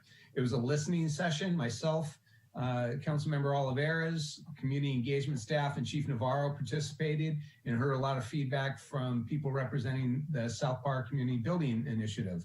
It was just the first, it won't be the last time engaging with that group of the community. And then our City Hall parking lot was transformed into a graduation ceremony where, again, hosted by the Santa Rosa's Violence Prevention Partnership, along with community engagement team. And we had 5 individuals who, while in custody at Juvenile Hall, got enough credits, worked through, and actually graduated high school with the support of the Boys and Girls Club, along with Violence Prevention Partnership. So again, I've never seen our parking lot in such a fashion, but it was great. Safe socially distancing, recognizing that great achievement of those 5 individuals, who I'm confident will be paying it forward in the community. So Mr. City Manager, I appreciate the community engagement staff and Violence Prevention Partnership staff working together with Juvenile Hall, Boys and Girls Club to put that great event on. So it's a very positive outcome on Saturday. So thank you. And with that, we'll go to item 11, approval of minutes. We had none. Consent calendar, Mr. McGlynn. Yes. I'm sorry. Item 12.1, resolution, adoption of memorandum of understanding, extension agreements, units 3, 4, 6, 7, 8, 13, 14, 17, 18, effective July 1, 2020 through June 30th, 2021. Item 12.2, resolution amending the City of Santa Rosa salary and compensation plan to authorize straight time overtime for all exempt city employees during activation of the Emergency Operations Center.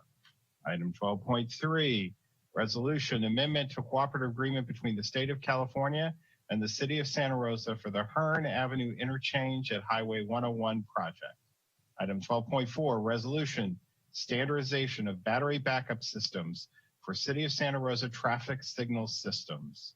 Item 12.5, resolution authorization to amend General Services Agreement F002071 HVAC maintenance and repair services.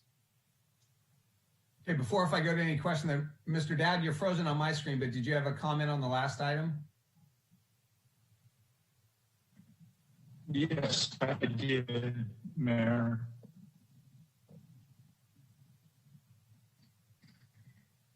And it's the WAC committee, WAC TAC meeting. We discussed the Potter Valley Dam project, and you may have read, excuse me, that Congressman Garamundi, who represents Lake County, has been having discussions with FERC about the impacts of demolishing that dam and values of property that are on the lakefront, Lake Pillsbury frontage right now. And my reason for bringing this up is that this is going to be quite a serious issue for the basins of the Russian River and the Eel River, and now Lake County, that the council will need to be at least cognizant of as it moves forward. It's going to be a long process, I'm quite certain. Thank you. Okay, thank you, Mr. Dowd. You were somewhat garbled, but I heard it was the WAC meeting about the Potter Valley project, long process, and council will be engaged in this moving into the future. So back on the consent calendar, were there any questions related to the consent calendar?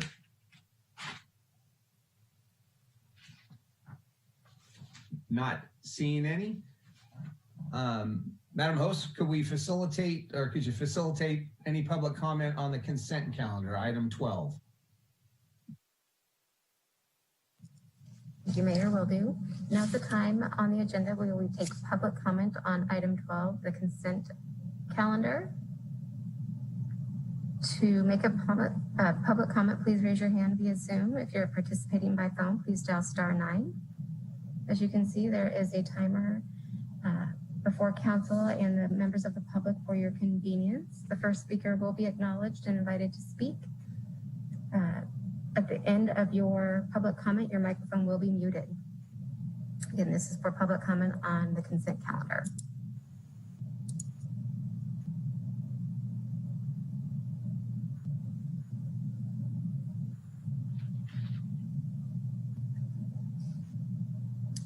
Mayor, I'm not seeing any hands raised for public comment on item 12 consent.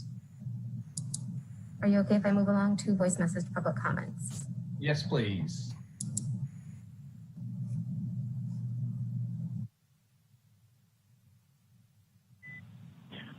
Consent items, resolution 12.2, Dwayne DeWitt from Roseland.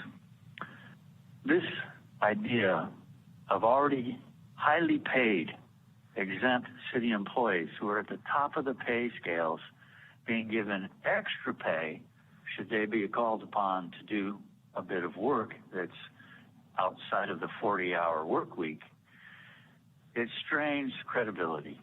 This whole pay structure of the city of Santa Rosa at the top levels is overinflated and top heavy. It's a bureaucratic burden that costs the taxpayers far more than we're receiving. We need to be realistic. The inflation rate is low. It's not even 1%. People can't even get 1% on their savings accounts. And yet every year we're giving these top employees 2.5%, 3% raises. And then now coming up with this. that they should get this overtime, which is something that hadn't happened in the past. Please do not do this. I support 12.3, the resolution for the Hearn Avenue Cooperative Agreement. That's a good situation. Please see if you could get that implemented as soon as possible and get built as soon as possible. Folks in Roseland have been talking about the Hearn Avenue interchange for over 20 years. Project Area Committee for Southwest Santa Rosa Redevelopment in the year 2000 had that on its agenda right at the beginning.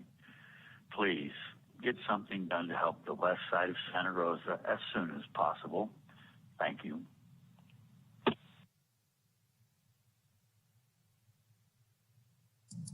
All right, Mayor, that's the only voice message public comment received for item 12. All right, thank you. We will bring it back to council, and Vice Mayor Fleming, you have this item.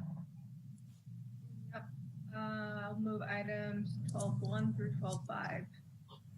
Second. We have a motion by the Vice Mayor, seconded by Councilmember Rogers. Madam City Clerk, could you do a roll call vote, please? Yes. Councilmember Dowd? Aye. Councilmember Tibbetts? Aye. Councilmember Sawyer? Aye. Councilmember Rogers? Aye. Councilmember Oliveras? Aye. Vice Mayor Fleming? Aye. Mayor Schwedhelm? Aye. That motion passes with 7 ayes. All right, thank you. Not being 5 o'clock yet, we will come back to item 13. Mr. McGlynn, item 14.1. Item 14.1, report. Approved purchase of battery electric buses and selected components from Proterra Incorporated using state cooperative purchasing contract. Sean Sosa, Administrative Analyst, presenting.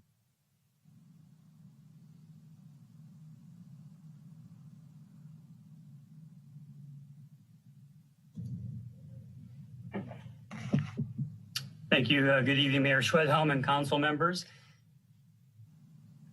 Today, we're bringing to council a request to approve the purchase of our first battery electric buses. Next slide, please. So a quick background on how we got to this recommendation on the project. This is federal funding that we received. It's to replace our oldest 40-foot 2002 diesel buses. Now, transit staff did utilize a recent study performed by the Cadmus Group. And in addition, we also performed our own surveys and conducted further research in the manufacturers as well. And we additionally incorporated any input from past council and subcommittee meetings. Next slide. So this project began with the successful awards of 2 FTA competitive grants from fiscal year 17 and 18. And along with the required local match, we have a total project amount of $3,513,708 that has already been appropriated to the Transit Capital Fund by previous council actions. Now, of note, we are pursuing the VW Mitigation Trust Fund that if we are awarded it, it will act as a reimbursement to our local TDA funding, and it will still be eligible to act as a valid local match to these federal funds. Next slide. So to purchase rolling stock, the Transit Division has been able to utilize cooperative purchasing agreements in the past. And fortunately for us, the California Department of General Services opened their co-op contract for electric buses last December. We can use our federal funds with it, and we can save time by not having to do our own RFP process. And we'll save money too by benefiting from the economy of scale using this co-op. Through this contract, there were 2 qualifying manufacturers on the state contract, and there was Proterra and New Flyer. Next slide. A few factors went into our bus selection. One is the distance or the block that a bus travels in one day. It's mostly between 150 and 170 miles. So the key is we didn't want to have to start out by limiting what routes got to benefit by having an electric bus running on that route. So we also didn't want to have to bring the bus in partway through the day and replace it with a diesel bus just to finish off the day's activity. Another factor is what level the state of charge would be, or the remaining battery level by the end of the day. We didn't want to be running the buses with people on them having 3% power remaining, but we also had to consider that as batteries do degrade, we would be losing some remaining stated charge over time. So not only do we have to consider how much remaining charge we want at the end of the day when we first buy the bus, but how much charge do we want it to have left over in years 4, 5, and 6? And Santa Rosa, though, as was mentioned, was part of a joint study with other transit providers in Sonoma County that Sonoma Clean Power spearheaded. And the Cadmus group through that study estimated that our level of efficiency would be higher or not as good as manufacturer estimates when they provide their range estimates. So ultimately, we wanted a bus that had enough juice to run all day, work on any of our blocks, and have enough state of charge at the end of shift to be able to do this over the course of many years of that bus's life. Next slide. So the bus that looks to meet our requirements is the Proterra Max with a 660 kilowatt battery pack on board. Our proposal is to purchase 4 of these buses and use Proterra's battery lease program for the power source, for the battery itself. Next slide. So this is our estimated cost to either purchase the bus and battery outright or to buy the bus and then to lease the battery. There were a lot of factors that contributed into the lower overall lease cost, but primarily there was the initial reduction of the capital cost because we weren't buying the battery up front and we also weren't taxed on it. Also, we don't have to worry about buying an upfront extended warranty purchase because the coverage for the warranty is going to be included in the lease. And then the other factor was that at year 6 in the lease program, we get a free battery replacement. So there was some credit considered in that too. Especially though, since these are our first battery electric buses, we decided it would be prudent to lease for this initial bus purchase so that we weren't taking the risk of buying the battery and not sure what would happen during the life of the bus. Next slide. So there are some other benefits to a lease. Again, that battery replacement at year 6 is pretty big. What's interesting about their contract is even if the battery is performing better than what their warranty states, we will still get the replacement at year 6. So even if it's at 90% stated charge and their warranty says it's going to be replaced at 80%, come year 6, they'll replace it no matter what. And since it's replaced at year 6 after bus delivery, if we get this in 2022, that means in 2026, 27, it will be replaced.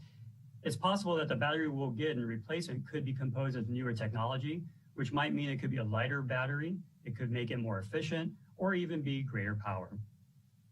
And since it's a lower upfront capital cost to us, we can purchase 4 buses now instead of 3 and replace those diesel buses. This ensures we meet our range needs too, because for the life of the bus, the lease will be able to cover to make sure we have enough state of charge. Next slide. So if council approves our recommendation today, we're going to start the process to place the order with Proterra.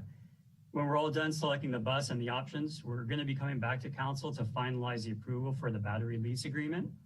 And just as a side note too, concurrently, we're working with our CIP team to also come to council soon requesting approval for our MSC Yard electrification infrastructure project. Next slide. So our recommendation to council is shown here. It's consisting of 4 points. 1, to approve our request to purchase 4 buses using the California DGS contract. 2, to authorize the purchasing agent to issue a PO to Proterra in no more than the available funding for the project. 3, authorize the director of TPW to complete all forms if the city attorney's office has approved as to form. And 4, authorize the CFO to pay for this purchase using the already appropriated transit capital funds. So if there's any questions. Thank you, Sean, for that presentation. Very excited and very appreciative of the direction that this is going. Council, any questions? Vice Mayor Fleming. Yeah, I really appreciate all the work that you put into this. I can see some of the benefits around the lease versus the purchase option. I'm wondering, over the life expectancy of the vehicle or the vehicles, if there is a measurable cost savings or not. I mean, I get that with the lease that we have reduced liability if something goes wrong, but what do we give up something in terms of paying a significant amount more overall rather than just the upfront costs? Overall, it will cost a little bit more to lease, But some of the factors, like with that free replacement of the battery, if we were to buy a bus straight out and the battery were to perform great for 12 years, then we wouldn't have to buy a new battery during the purchase. So in that case, the lease would cost that much more, but that's an unknown. And it's such a big battery that if we were to have to buy a replacement battery at year 6, things like that. But ultimately, we will have an annual operational cost that's going to be, over the life of the bus, more expensive than purchasing the bus and battery straight out, unless certain factors like the extended warranty or the battery replacement were factored into it, which are unknowns. And what is that cost differential on a per annum basis? The increase, the annual battery lease cost is going to be $52,000 per vehicle. I didn't do the calculations because part of it is, minus the battery cost with the taxes and the options, which we don't know yet. So I don't know the exact number of the difference.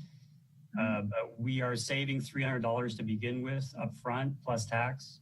But I'd have to get back to you on the answer to that. Okay. And the impetus for the questions is just that, when we do elect to spend more money on something, I like it to be very clear how much we're spending and why we're spending it. I'm not suggesting that there's anything wrong with this suggestion, but just that it would be nice to know exactly how much more we are spending for the insurance of it, and if there would be a way to insure the battery differently that might not be quite as costly. The second question I had was, and this is sort of a curiosity, but also speaks to our council goal of climate change as a priority, which is these are really big batteries, and at year 6, does this thing just get tossed into a landfill, or what happens when they take it back? We have not asked Proterra that question, so that is something that I can ask them if they intend to recycle the batteries, reuse them, or dispose of them. Okay. Thank you for your presentation. I appreciate it. Council, any additional questions? Seeing none. So we're now moving to public comment on 14.1. If you wish to make a comment via Zoom, please raise your hand. If you're dialing in via telephone, please dial *9. Madam Host, would you facilitate public comment on item 14.1? Thank you, Mayor. A timer is before you for the convenience of council as well as the participants via Zoom. The first speaker will be acknowledged and invited to speak. Please make sure to unmute your microphone when you are asked to do so. The first public comment will be from Pastor Lee. Pastor Lee, I've unmuted or enabled your speaking permissions. Can you please unmute your microphone and confirm you can see the timer on your screen? Yes, can you hear me? Yes, I can. Thank you very much. Please identify yourself for public record if you choose to do so, and your time begins now. I'm Pastor Turner at Community Baptist Church. Just one, my concern is also about the batteries. I'm all for climate control and as much as we can get away from fossil fuels or some other type of fuels. The initial battery cost, I'm not sure what the initial battery cost is, but even I think it was $54,000 a year to lease. I don't know how much the difference is between the lease and the cost, and I don't know if that was asked. But the other thing is that even after, if you get 5 years out of a battery, would it be more cost effective to just purchase another battery instead of leasing one outright? And that's my question.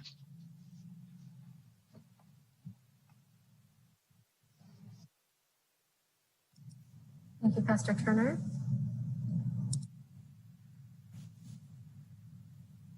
And this is for public comment on item 14.1.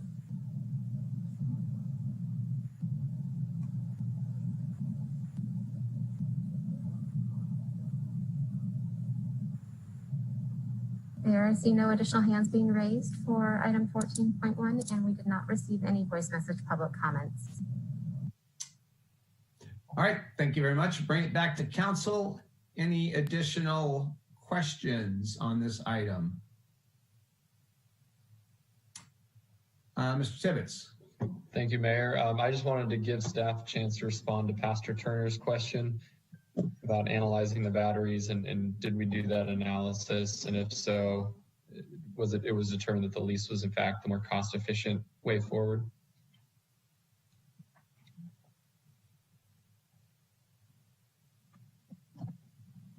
Am I back unmuted?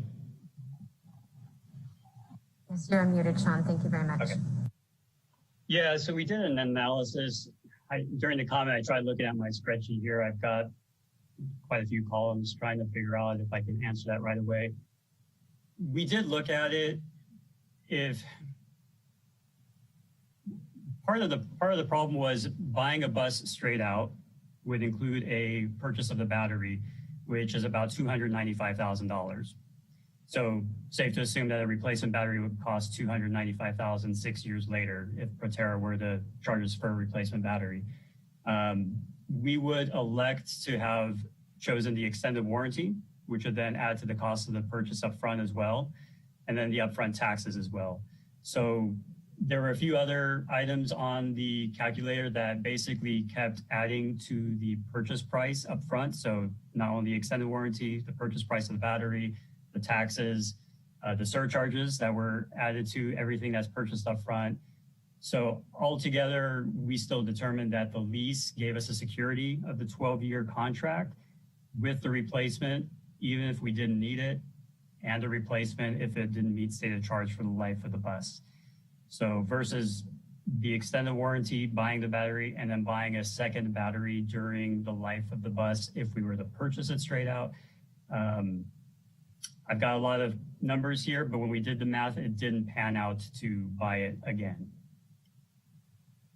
I also, if I could just chime in, excuse me, sorry, Rachel E., Deputy Director, Transit.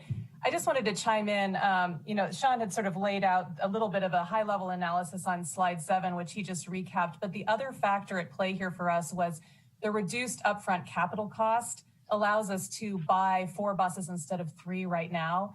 And given our interest in accelerating this transition and getting some of these really old diesel buses off the road, that also factored into it from the standpoint of climate action and meeting that goal to really move the program forward a little bit farther with this initial purchase. And it also provides a little bit of additional funding left behind to potentially assist with the electrification project at MSCS, which is barely funded at this point in time, and we really need to get that moving forward. So I just wanted to add that other component to the response as well. Thanks, you guys. Yeah, and thank you for Rachel and Sean. If I could reframe, it sounds like staff's recommendation says the better value is going the lease option versus the purchase. Would that be accurate? Yes. All right, thank you. Any additional questions? Mr. Sawyer. Thank you, Mayor. Just a quick question about maintenance. Is there any decided difference between the maintenance of the diesel buses and the electric? It depends on who you ask. If anytime you buy a new bus, you're probably guaranteed that the maintenance costs are going to be less than the existing buses you have. And of course, the older the bus, just like any vehicle you have, usually the maintenance is going to get more and more expensive.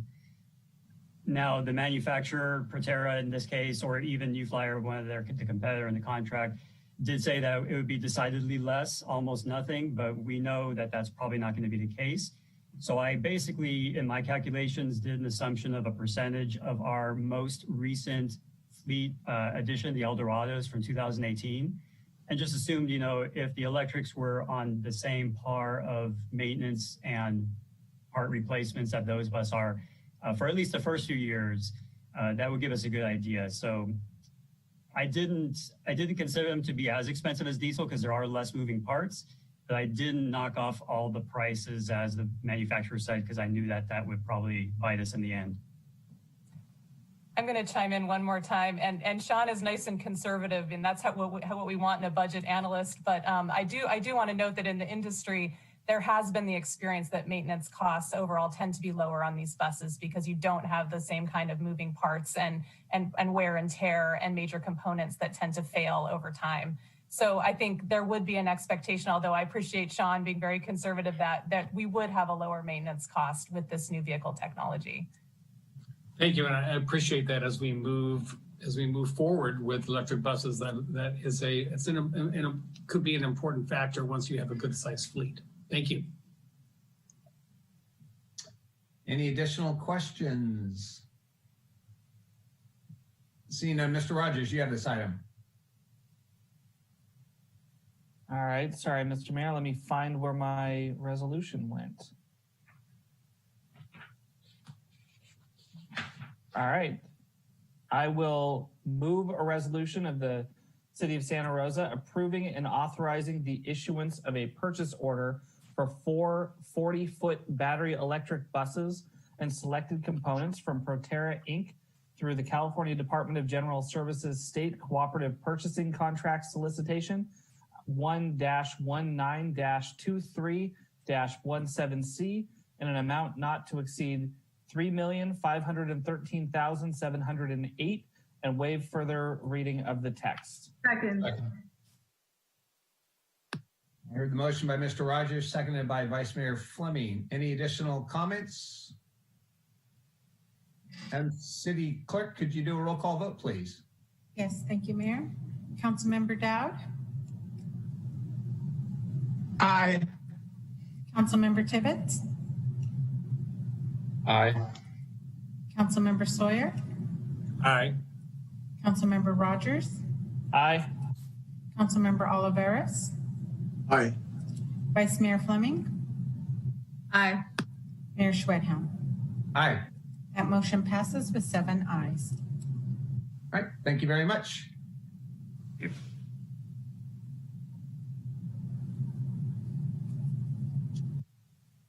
And I'm assuming we'll have someone else to introduce 14.2 other than the city manager.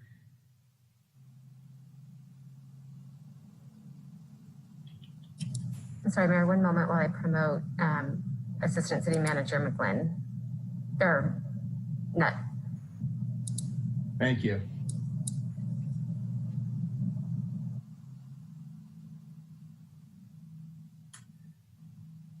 There he is. Welcome, Mr. Nutt. Would you like to introduce item 14.2? Yes, thank you very much, Mayor. Item 14.2, report approval of amendment number 4 to city manager's employment agreement and introduction of ordinance to increase the compensation of the city manager by providing effective July 7th, 2019, 1, a 2.5% cost of living salary adjustment, and 2, an increase in contribution by the city for the 2019-2020 fiscal year in an amount equal to 0.25% of base wage to the city manager's retiree health savings plan for a total contribution by the city of 0.75% of base wage. Amy Reeve, Human Resource Director, will be reporting. Thank you. Good evening, Mayor and Council members. I'm Amy Reeve, the Director of Human Resources for the City of Santa Rosa. The item again before you is the approval of amendment number 4 to the City Manager's Employment Agreement. If we could go to the next slide, please. The City Manager's salary and compensation are set by ordinance adopted by the City Council, and the City's employment agreement with the City Manager is also approved by Council by resolution. As established by ordinance and provided in the City Manager's employment agreement, as previously amended, the City Manager's current salary is $19,946 per month. The employment agreement provides that the City Manager's compensation shall change by the percentage of the cost of living salary adjustment, if any, and benefits adjustment, if any, paid to the city's executive management in the current fiscal year, unless the council fixes some different amount for the city manager in advance of the July 1st date.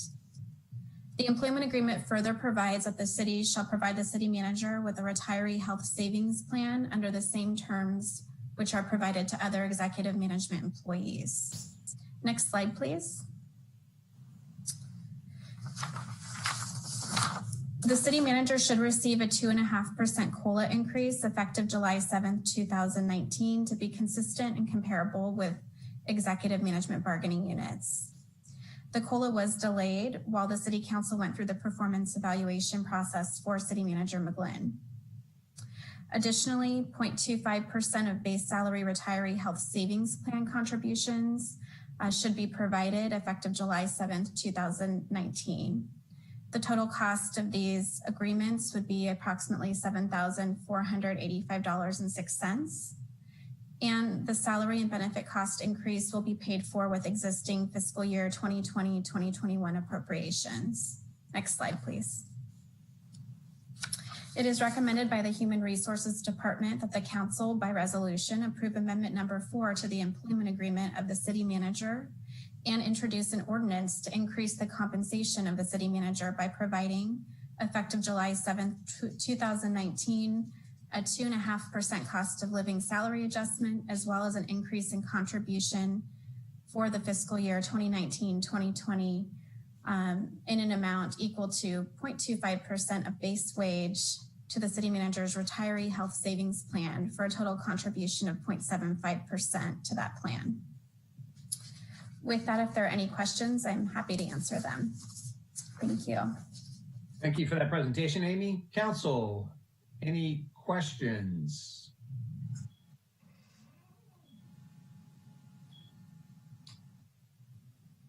Vice Mayor. Ms. Reeve, I just wanted to confirm that this is part of our contractual agreement with Mr. McGlynn and not a discretionary item at this point in time. If we were not to approve, we would be in breach of contract. That is correct, yes. Thank you. Council, any additional questions? Okay, we're now moving to public comment on item 14.2. If you'd like to make a comment via Zoom, please raise your hand. If you're dialing in via telephone, please dial *9. Madam Host, would you please facilitate public comment for item 14.2? Thank you, Mayor. As you can see, a countdown timer is before you for the convenience of council and the members of the public. The first speaker will be acknowledged and invited to speak. Please be sure to unmute your microphone when invited to do so. Your microphone will be muted at the conclusion of your comment or at the end of the 3-minute timer.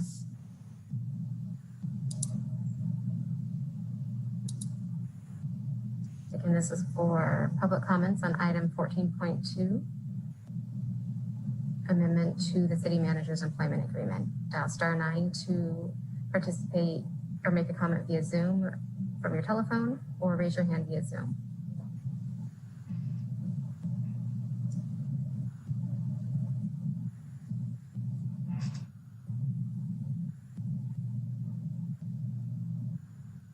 Mayor, I'm not seeing any hands raised for live public comment. Are you okay if I move on to voice message public comment? Please do, thank you.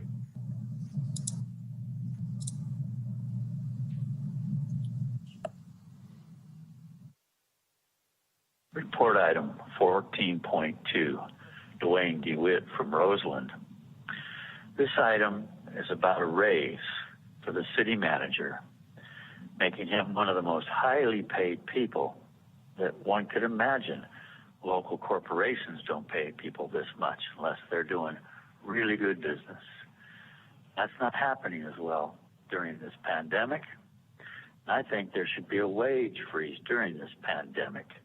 I cannot believe that giving this person at this position such a high cost of living allowance is reasonable. Most folks on limited income from Social Security don't get a cost of living increase of more than 1%, if even that. There's been years recently when that didn't occur.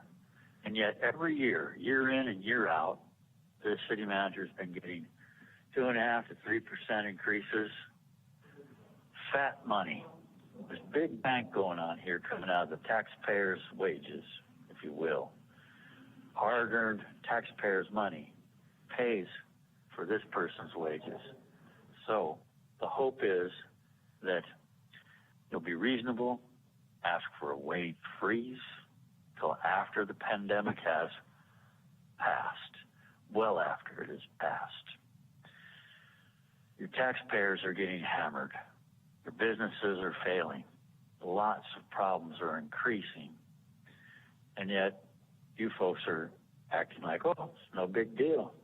You can just laugh all the way to the bank and it's all going to be good. That's not the case for a lot of folks in the future economy of our city. So please, wage freeze, do not pass this current raise that's being proposed. Thank you.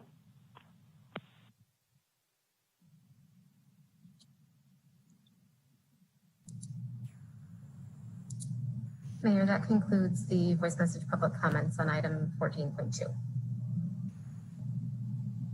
Okay, thank you. Council, any additional questions?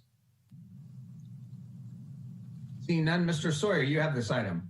Thank you, Mayor. It's my pleasure to introduce a resolution of the Council of the City of Santa Rosa approving Amendment Number 4 to the City Employment Agreement with City Manager to provide effective July 7, 2019, 1, a 2.5 cost of living salary adjustment, and 2, an increase in contribution by the city for the 2019-2020 fiscal year equal to 0.25% of base wage to the city manager's retiree health savings plan for a total contribution of 0.75% of base wage and waive further reading.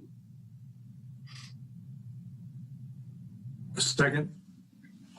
Okay, we have a motion by Mr. Sawyer, seconded by Mr. Oliveras. Any additional comments? Okay, Madam City Clerk, could we do a roll call vote, please? Yes. Councilmember Dowd?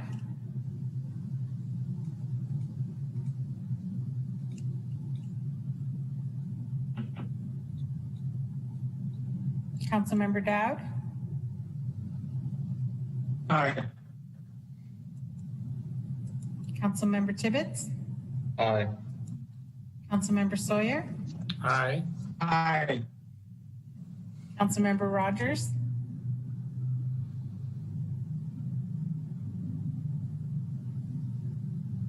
Councilmember Rogers? Councilmember Oliveras? Aye. Vice Mayor Fleming? Aye. Mayor Schwedhelm? Aye. That motion passes with 6 ayes and Councilmember Rogers was absent. All right, thank you. Thank you for the presentation, Amy. Okay, we'll go back now that it's 5 o'clock. We'll go back to item 13 of the agenda, public comment on non-agenda matters. So we're now taking public comment on item 13, non-agenda matters. This is the time when any person may address the council on matters not listed on this agenda, but within the subject matter expertise of the council, subject matter jurisdiction of the council. If you wish to make a comment via Zoom, please raise your hand. If you're dialing in via telephone, please dial *9. Madam Host, would you facilitate public comment on item 13? You bet. Thank you, Mayor.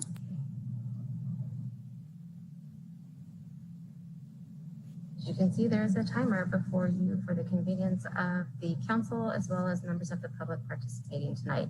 The first speaker will be acknowledged and invited to speak. Please be sure to unmute your microphone when invited to do so. At the end of your comment or at the end of the countdown or the allotted time, your mic will be muted. The first public comment will be from Eric, followed by Pastor Turner. Eric, I've enabled your speaking permissions. Can you please unmute your mic and confirm you can see the timer on your screen? Yes, I can. Thank you. Please identify yourself for public record if you choose to do so, and your time begins now. Thank you very much. Good afternoon again, City Council members. Eric Frazier, Santa Rosa. So I'd like to take a moment overall to talk about the California Public Records Act, Open Government, SB 272, and some of the reports and surveying and the like that the public is subjected to, including earlier today. Although my comments aren't specific about the survey that was an earlier agenda item, overall, one has to recognize that using surveys that are not scientifically based really can change how a decision is made over that subject matter. The California Public Records Act, which, as you know, is really a seminal act that was passed to protect the public and was passed during the Reagan administration, guarantees that the public has access to public records so that we can understand the decisions that are being made, how they're being made, and so forth. Furthermore, the Sunshine Act added to the California Public Records Act to require a certain conduct of public officials when they're congregating. So again, the public has access to information that's discussed in public forums. Furthermore, SB 272 allows the public to know what type of information systems are being used in a government agency. It doesn't appear that the city of Santa Rosa actually is compliant with SB 272. So you might want to look into that. When it comes to the surveys, one must recognize that when you have a small survey pool and you look to compare it to a larger pool, the results are going to be skewed. They're not going to be consistent. Even though inadvertently, I believe a council member used the opportunity to misrepresent my comments that I was making at the time. I have no way any disregard for Spanish-speaking people, people that come from different districts, none of that. In fact, if you know me, you know that I've worked in programs that are multilingual and multicultural. During the Olympic Games in '96, over 50 languages were represented in a program that I managed. So I ask that the reports be verifiable and factual, that the author is responsible for the content, that there's recourse when they're not acting responsibly, and that if information is submitted that's not factual, it comes with the footnotes of why that isn't. Do you want to still think about that? Thank you very much. Okay.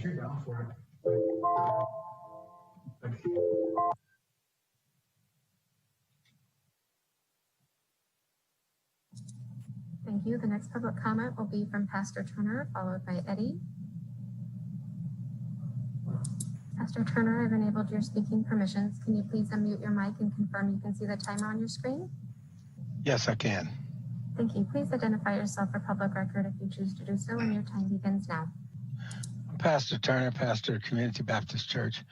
I'm just here to ask for support in a couple of ways. Number one, we're doing a Martin Luther King Jr. rejuvenating the park, and we'd like to put a African Diaspora Center is our vision through Proposition 68. We have the support of a lot of the local officials. We have the support of Congressman Mike Thompson, Senator Mark McGuire, and others. I've talked with Mayor Schwedhelm about it, and people are excited about this whole statewide Prop 68 program.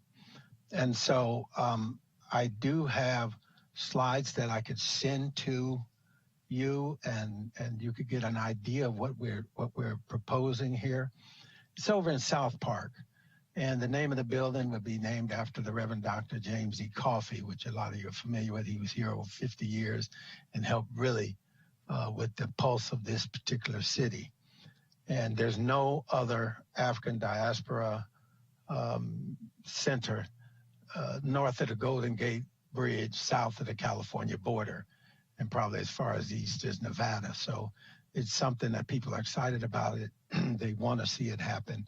And I'm just looking for support from the city council, and we can come back later. And first, a letter of support would be nice. And then later, some monetary support would also be really, we'll be asking for that, and possibly through some of the ways that you have, maybe the PG&E money or something like that. So I just wanted to make you aware of it. And this is something that we're actively pursuing. Hopefully we'll know by March exactly how much we'll get. The maximum amount you can get is 8.5 million, and to rejuvenate the whole thing. With the community's excited about it, a lot of people are excited about it. I'm also, one thing to build it is another thing to facilitate it. So we'll be working on further grants and other things also to make it happen. So I just wanted to make you aware of that and what we're doing and how we're helping in this city. So thank you for your time, and thank you for your work that you do here in our city. Thank you, Pastor Turner. The next public comment will be from Eddie. Eddie, I've enabled your speaking permissions. Can you please unmute your microphone and confirm you can see the timer on your screen? I do. Thank you. Please identify yourself for public record if you choose to do so, and your time begins now. Eddie Alvarez, here in Southwest Santa Rosa. Just general comments in reality. For the COVID test in Roseland, I've been looking at at the numbers that are coming out of our testing facilities. And the question is if the positive tests that are coming out of there, if they're from local residents or if they're from at-large residents. Are we asking for their addresses whenever they do take a test? I know this is probably more for a county health department question, but I did want to pretty much a heads up that these numbers might be somewhat skewed if we are incorporating the at-large residents taking the test here in the Roseland area. In regards to Reverend Turner's project there in South Park, it's a great project. I've had the opportunity to take a look at it, and I love seeing the community really represent themselves and trying to produce something as beautiful as that for themselves. So I applaud his efforts as well as the other members of the group. And last but not least, Southwest Community Park. In the past few months, I've had an opportunity to speak with a lot of the residents here, and it seems that Southwest Community Park seems to be a large source for the COVID transmission. Sadly, there's not a lot of knowledge, education, or practice with protocols of social distancing as well as face mask wearing. And I do appreciate Ernesto Olivares for giving me a heads up and just pointing out what issues I'd be facing in the future. With that said, I appreciate your time, and I hope to work with all of you here soon and really start tackling the COVID issue. So please, if there's any recommendation, any ideas that the public may have for me, please reach out. And I do appreciate your time. Thank you.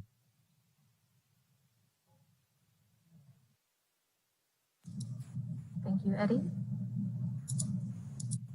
And this is for public comment on item 13, non-agenda matter. Raise your hand now via Zoom or dial *9 if participating via telephone.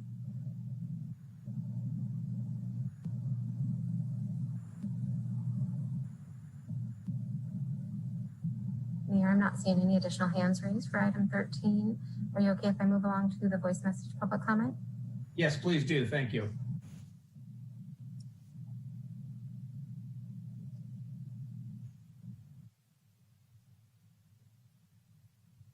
Item 13, public comment, non-agenda item. Dwayne DeWitt from Roseland.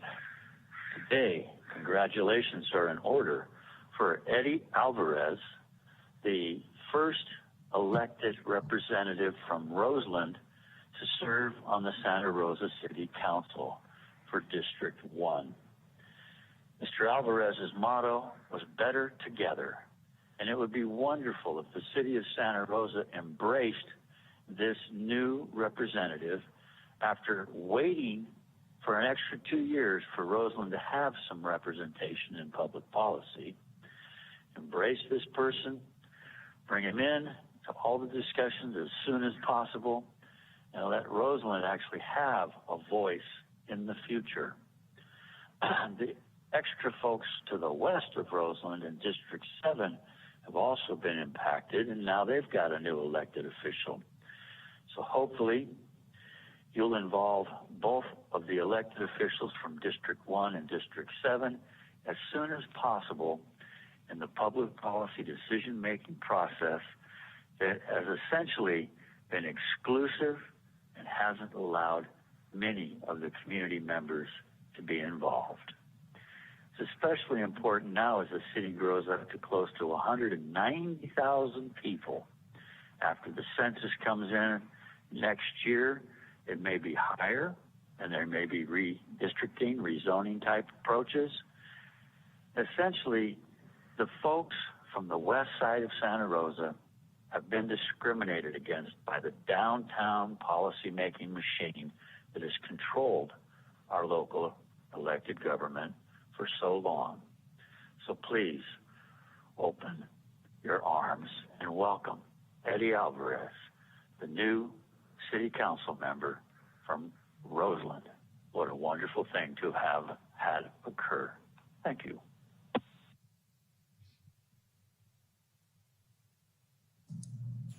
And Mayor, that concludes the voice message recordings or public comments for item 13, non-agenda matters. All right, thank you so much for that. Mr. Rogers, I know you dropped off for item 14.2. Did you want to make any comments? Yeah, I was just going to request, Mr. Mayor, that one of my colleagues ask for reconsideration so that I can add on my vote. I did just lose internet connection temporarily. I'd be more than happy to entertain that. Madam City Attorney, do we need a motion and a second to facilitate that request to Mr. Rogers? Yes, you will. So moved by Councilmember Oliveris. Second. All right. We have a motion by Mr. Oliveira, second by Mr. Sawyer to reconsider item 14.2. Madam City Clerk, could you do a roll call vote on that, please?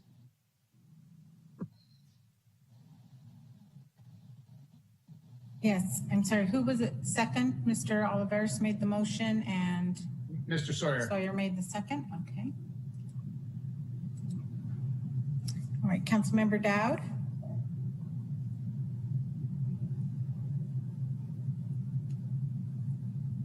Aye. Councilmember Tibbetts. Aye. Councilmember Sawyer. Aye. Councilmember Rogers. Aye. Councilmember Oliveris. Aye. Vice Mayor Fleming. Aye. Mayor Schwedhelm. Aye. That motion passes with 7 ayes. All right, Mr. Sawyer, let's go back to you. You have this item for item 14.2.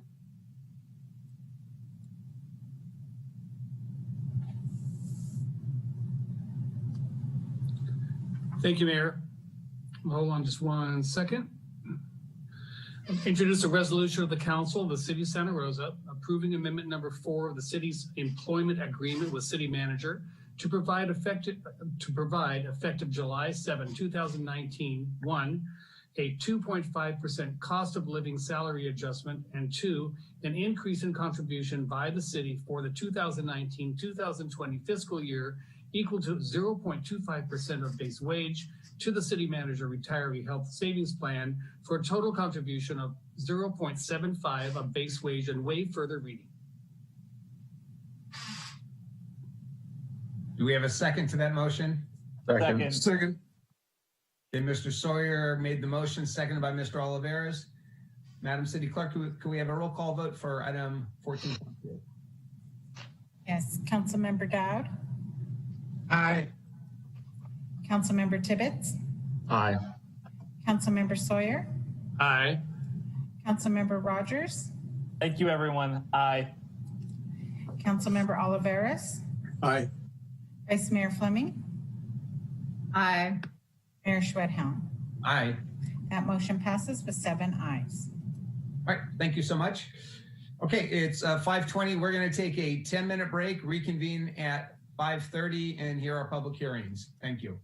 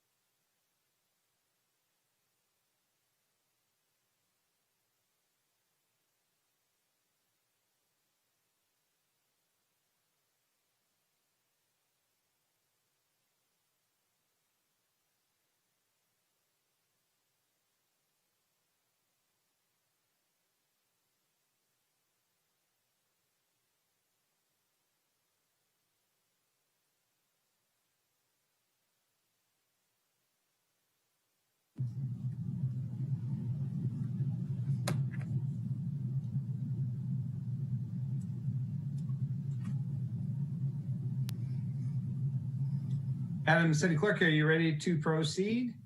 Yes, I am. All right, thank you. Could you please take a roll call? Yes. Councilmember Dowd? Here. Councilmember Tibbetts? Here. Councilmember Sawyer? Councilmember Sawyer? Here. Councilmember Rogers? Here. Councilmember Oliveris? Here. Vice Mayor Fleming? Here. Mayor Schwedhelm? Here. Let the record show that all council members are present. Thank you very much. Welcome back, Mr. McGlynn. Could you please introduce item 15.1? Yes, item 15.1, public hearing, extension and modifications of City Code Chapter 20-16, Resilient City Code Development Measures. Shari Meads, City Planner, presenting.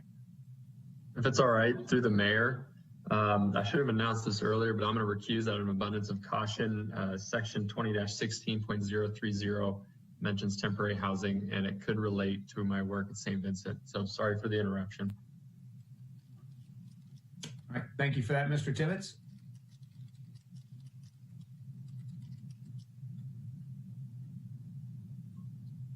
Are we okay to proceed now, Mayor Schwedhelm? Yes, please continue. Okay. Good evening, Mayor Schwedhelm and members of the council. I'm Shari Meads. We are here tonight to discuss the Resilient City Development Measures. Next slide, please.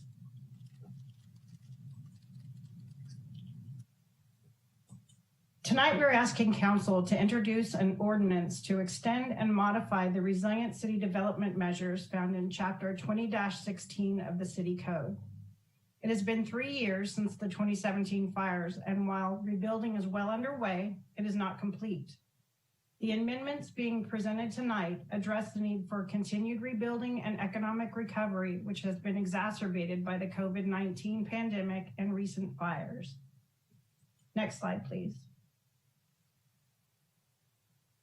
Following the 2017 wildfires, Council adopted multiple urgency and long-term ordinances to assist recovery, including City Code Chapter 20-16, the Resilient City Development Measures, which we are discussing tonight. Note that Council recently approved an amendment to another recovery ordinance, the RC Combining District, which addresses areas of the city that have been most directly affected by wildfire. The Resilient City Development Measures ordinance before you complements the RC Combining District, but expands economic recovery and housing measures citywide. Next slide, please. The Resilient City Development Measures have been amended several times to include new measures and to clarify procedures. Next, I will highlight some of the proposed changes. Next slide, please. The zoning code currently prohibits time extensions for temporary use permits. Fires, public safety, public shutoffs, and the COVID-19 pandemic have made it difficult for some entitlement holders to initiate an approved temporary use and for others to fully benefit from a completed project. Staff is proposing allowing additional time for businesses to complete and enjoy the benefit of certain types of entitled temporary projects. The amendment would allow the director to approve one 12-month time extension for temporary use permits. Next slide, please. Based on community outreach, the Planning Commission and staff also recommend an increase in the number of events allowed under the temporary activities, events, and temporary auto sales subcategories. This includes farmers markets, flea markets, arts and craft exhibits, among other activities. The proposed amendment would increase by threefold the number of events allowed within a 12-month approval period and would allow for additional flexibility in how dates are configured. Next slide, please. In line with your prioritization of childcare as a Tier 1 priority, staff is recommending further reductions in review authority for childcare facilities. The proposed amendments would permit large family daycare homes by right in all zoning districts citywide and would allow child daycare centers, which take care of 15 or more children, by right in commercial, light industrial, and mixed-use zoning districts, where they now require a minor use permit approval.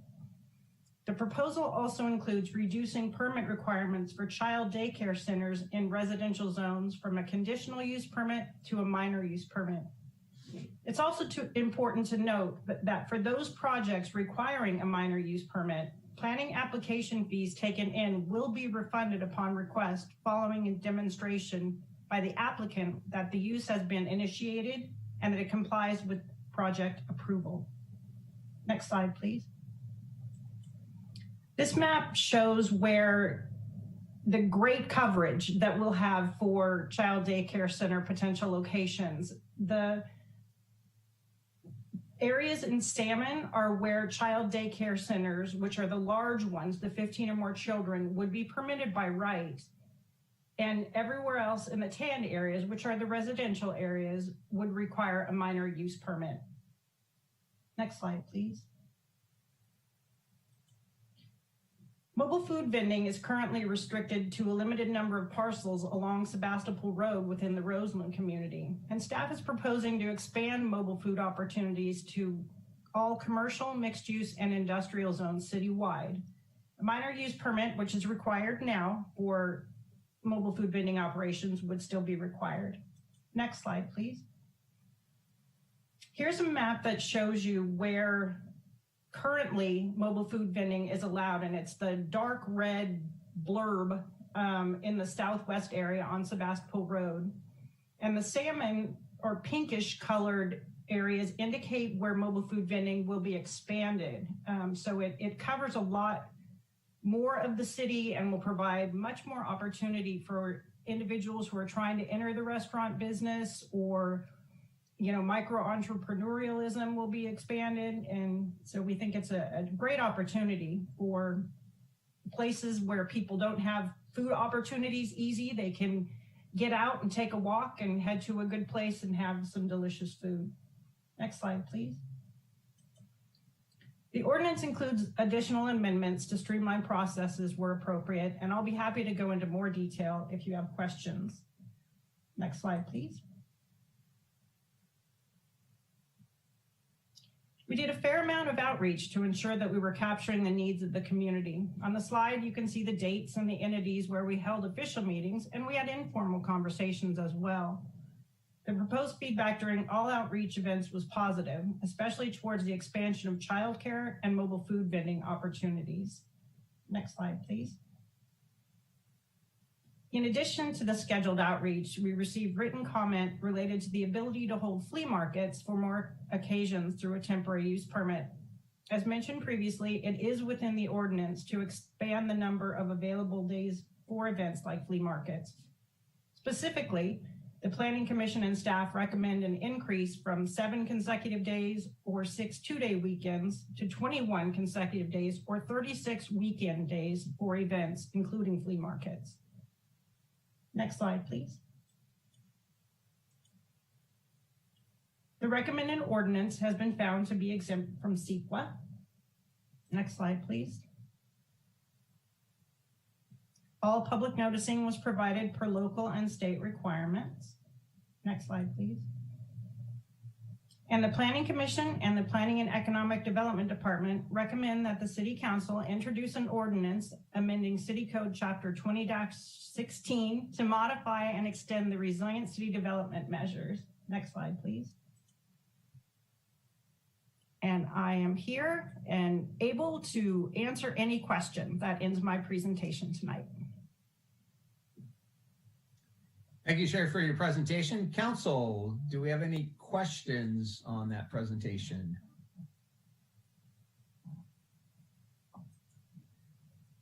Seeing none, I did have one regarding the mobile food vending trucks. Are city parks, are they allowed in city parks? Is that the zoning? I know we have the different codes, but I wasn't sure how they're zoned. Yeah, that's a difficult one. Unfortunately, this ordinance only deals with private property.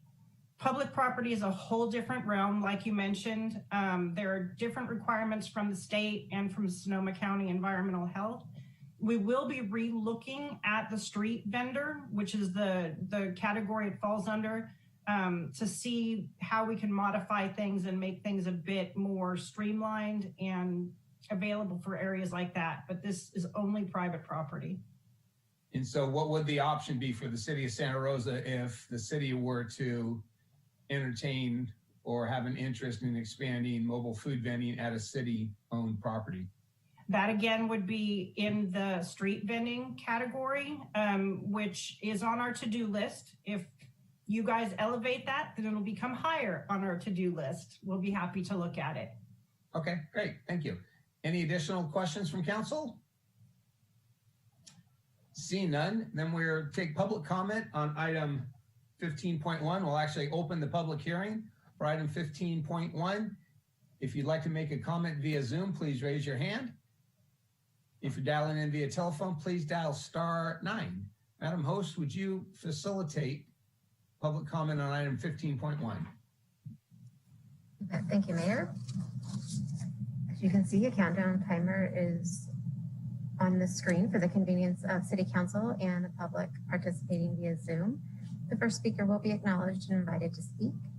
Please make sure to unmute your microphone when invited to do so. Your microphone will be muted at the conclusion of your comment or at the end of the allotted time.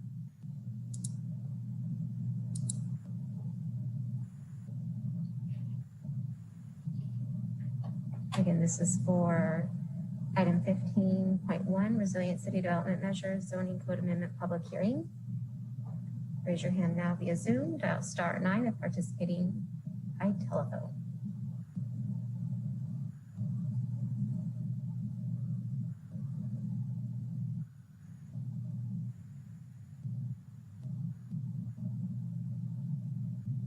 Mayor, I'm not seeing any hands raised for item 15.1. Are you okay if I move along to the voice message public comment?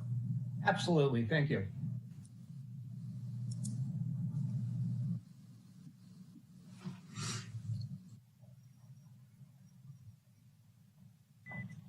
Public hearing, item 15.1, Dwayne DeWitt from Roseland. This resilient city ordinance that's been in effect for years now is essentially an end run around public participation in the planning process. People in Roseland have had to bear the brunt of some unfair decision-making that comes through this new Department of Planning and Economic Development approach with Resilient City. So with that in mind, one would hope that there'd at least be a guaranteed end date on this. As it reads saying the pandemic, we don't know how long the pandemic is going to last. It may have a second and third wave that are far more deadly than the current situation has been. So one would hope that you would allow this process of city policy making and planning to be more inclusive, not this virtual exclusion with these zoomed out meetings that keep people from being able to deal with developments in their neighborhoods. This is definitely an unfair process that's carried over. It hit Roseland especially hard during the early part of this year when city staff members dishonestly presented information to the public before you went into the zoomed out virtual exclusion lockdown modes. And when it was pointed out to the Planning Commission, they just accepted the dishonesty and rolled forward. It's not a good way to run the city, and this Resilient City ordinance is making it like you folks are emperors. There's nothing democratic about what's occurring at all now. It's just your way or the highway. And that's not fair to a lot of folks who'd like to see a different way. Thank you. All right, Mayor, that concludes the voice message public comments received on 15.1. Great, thank you for that. I will then close the public hearing, bring it back to council. Any additional questions of staff? Seeing none, Mr. Oliveras, you have this item. Thank you, Mayor. I will introduce an ordinance of the Council of the City of Santa Rosa amending Title 20 of the Santa Rosa City Code to extend and modify Chapter 20-16 Resilient City Development Measure, file number REZ 20-007 and waive further reading of the text. Second. And we have a motion by Mr. Oliveira, second by Mr. Sawyer. Any additional comments? Seeing none, Madam City Clerk, could you take a roll call vote, please? Yes, thank you, Mayor. Councilmember Dowd?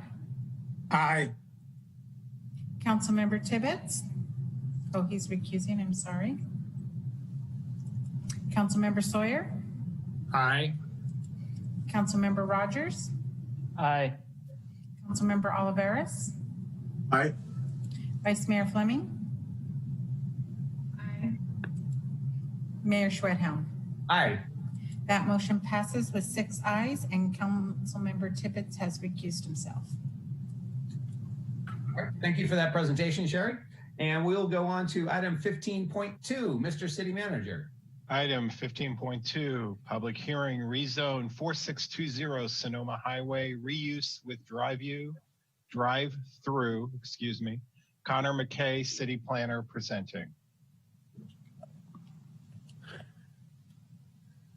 Hello, thank you, Mayor and members of the City Council. Can everybody hear me? Yes, thank you. Sweet. So the item tonight that I will be presenting is the Starbucks reuse with drive-through project located at 4620 Highway 12. The City Council action tonight is a zoning text amendment or a rezoning to amend the Plan Development 403. Next slide, please. So the applicant is proposing a zoning text amendment to add coffee shop counter ordering to the list of conditionally approved uses at the project site in the Plan Development 403 policy statement. On October 22nd, the Planning Commission approved an amendment to the existing conditional use permit to allow the operation of a coffee shop with counter ordering and accessory drive-through facility at a site where a bank with drive-through ATM previously operated, subject to City Council's adoption of this zoning text amendment. The coffee shop would occupy no more than 2,200 square feet of the existing 3,800 square foot building and operate from 4:30 a.m. until no later than 11 p.m. daily. Next slide, please. The project is located in the northeast quadrant of the city of Santa Rosa. Next slide, please. More specifically, the project is located on the eastern intersection of Mission Boulevard and Highway 12. Project site is accessed via Pasta Alley, which is a private road constructed to minor street standards. Next slide, please. The project site is currently developed for former use as a U.S. bank with drive-through ATM, and as such has been constructed in compliance with parking and drive-through city standards. Next slide, please. We have a photo of the drive-through entrance as is. Next slide, please. Here's from Highway 12 looking south. So there are some minor exterior modifications proposed as part of the project to bring the drive-through facility up to the Starbucks takeout window standards, moving from an ATM to a retail drive-through. Those modifications would be subject to director level design review. Next slide, please. Next slide, please. So in July of 1999, the policy statement for this plan development was adopted, which established land use and development standards for the 5 parcels within this plan development. And like I mentioned, on October 22nd, the Planning Commission approved their amendment to the existing CUP, subject to Council's adoption of this zoning text amendment. Next slide, please. The general plan land use designation of the project site is office. Next slide, please. The proposed project is consistent with the general plan in that land use and livability policy J3 allows for limited support retail and business services such as cafes in office general plan land use designations. Next slide, please. As I mentioned, the zoning for the project site is Plan Development PD 403. Next slide, please. Here's a description of what a plan development district is. Essentially, a plan development district is adopted to outline land use and development standards that are different from the general zoning code. Next slide, please. So the action before the City Council tonight is a proposed zoning text amendment, which would add coffee shop counter ordering to the list of conditionally permitted uses at the project site, which is identified as Parcel B in the policy statement for PD 403, which is included as attachment 9 in your meeting packet. Next slide, please. Here we have a site plan.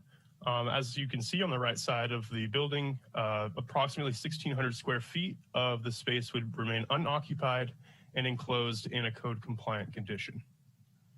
Next slide, please. This slide shows the on-site traffic flow, including the drive-through operation. This diagram shows 11 cars in the drive-through, which is at the capacity. However, drive-through queuing analysis indicates that 95% of the time, only 10 or fewer cars would be present in the drive-through at one time. Next slide, please. The plan development policy statement outlines a parking standard of 1 parking space per 250 square feet of gross leasable area. A rough calculation results in approximately 115 parking spaces being required, where there are total existing parking spaces is 109. So staff is approving the minor adjustment of 5% or 6 parking spaces for this project based on a review of historical imagery that indicates adequate parking capacity at the project site and within the planned development district. I'll now ask that the host slide through the next few slides for a few seconds each so we can see the historical imagery.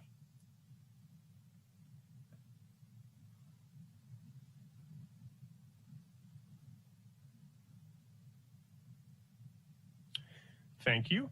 And the project qualifies for a Class 32 CEQA exemption for infill development in that a traffic study was prepared, which indicates that less than significant impacts to the local circulation system would occur.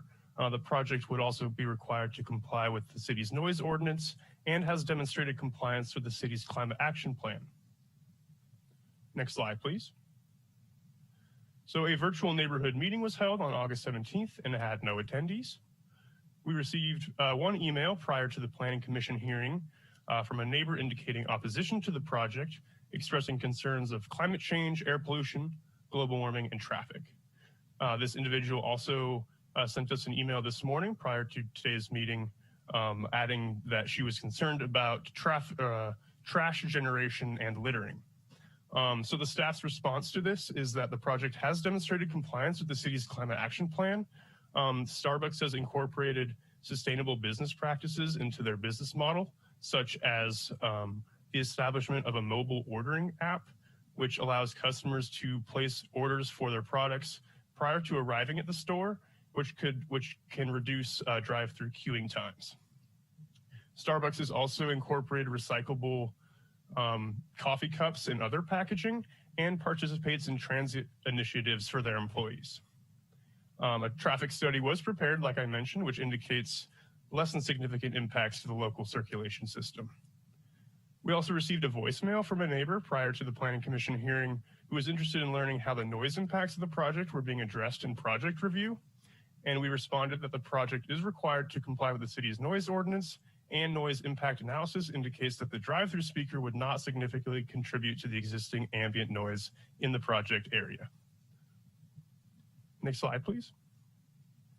And with that, the Planning Commission and the Planning and Economic Development Department recommends that the council introduce an ordinance to include coffee shop counter ordering to the list of conditionally approved uses at Parcel B as identified in the policy statement for Plan Development 403 to support the operation of a coffee shop with accessory drive-through and extended hours of operation. Next slide, please. And staff is available for any responses to questions. All right, thank you, Connor. City Council, any questions on the presentation? Mr. Rogers. Thank you, Mr. Mayor. Connor, just a quick question. Looking at the access point from Pasta Alley, that's on the Mission Boulevard side, not on the Highway 12 side, correct? Or is there a punch through on Pasta Alley that I guess there is on the Highway 12, isn't there? Yes. goes all the way through. So was there an analysis that was done about the impact of traffic on Highway 12 from cars, increased car traffic, having to slow down on Highway 12 to take that turn down Pasta Alley?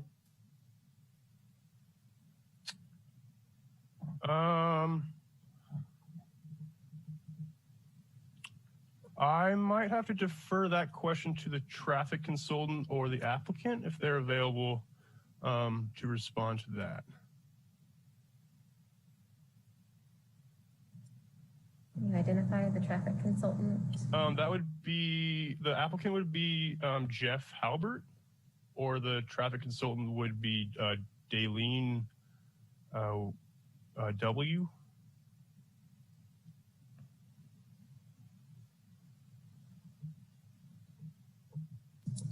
Daleen, I've enabled your speaking permissions if you care to address this question. Yes, this is Daleen Whitlock with Whitlock and Weinberger Transportation, or WTRAN, 490 Mendocino Avenue in Santa Rosa. We did do a traffic analysis for this because the project would generate fewer than 50 net new trips. An analysis was not performed. So the amount of traffic that would be generated by the Starbucks was not substantially different than what would have been generated by the bank that existed previously. So there was not an analysis specifically done of this issue. So just to make sure I understand, so you're saying that putting a Starbucks in that location as opposed to a bank would create less than 50 additional car trips per day? No, just during the peak hours. Oh, just during the peak hours. Right. It could be up to 50 hours, 50 trips per hour, and that's net new. A lot of the traffic that is generated by a Starbucks would be pass-by traffic. In other words, people that are already driving down Highway 12 and pull in to get their coffee and then pull back out again. So the city's policy allows you to discount all those trips, because what they're really looking for is the net new trips on the network as opposed to just at the driveway. So the trip generation would be higher in terms of the driveway trips, but not off-site. So that's why the traffic study wasn't required. Or full operational analysis wasn't required. Okay, thank you. All right, Vice Mayor Fleming. Yeah, I'm just curious to know how it was determined that the ability of people to order online would significantly or adequately mitigate the increase in car traffic idling. Do we have enough information on how those two things work together to change that dynamic? Yeah, I'll take a crack at this, and then Jeff, if you'd like to follow up. So my understanding is that the mobile ordering app allows a customer to initiate the ordering process prior to arriving. So there would be less time in between the ordering and the receiving of the product if you were to use the mobile app. Okay, yeah, I understand that. What I'm trying to drive at here is,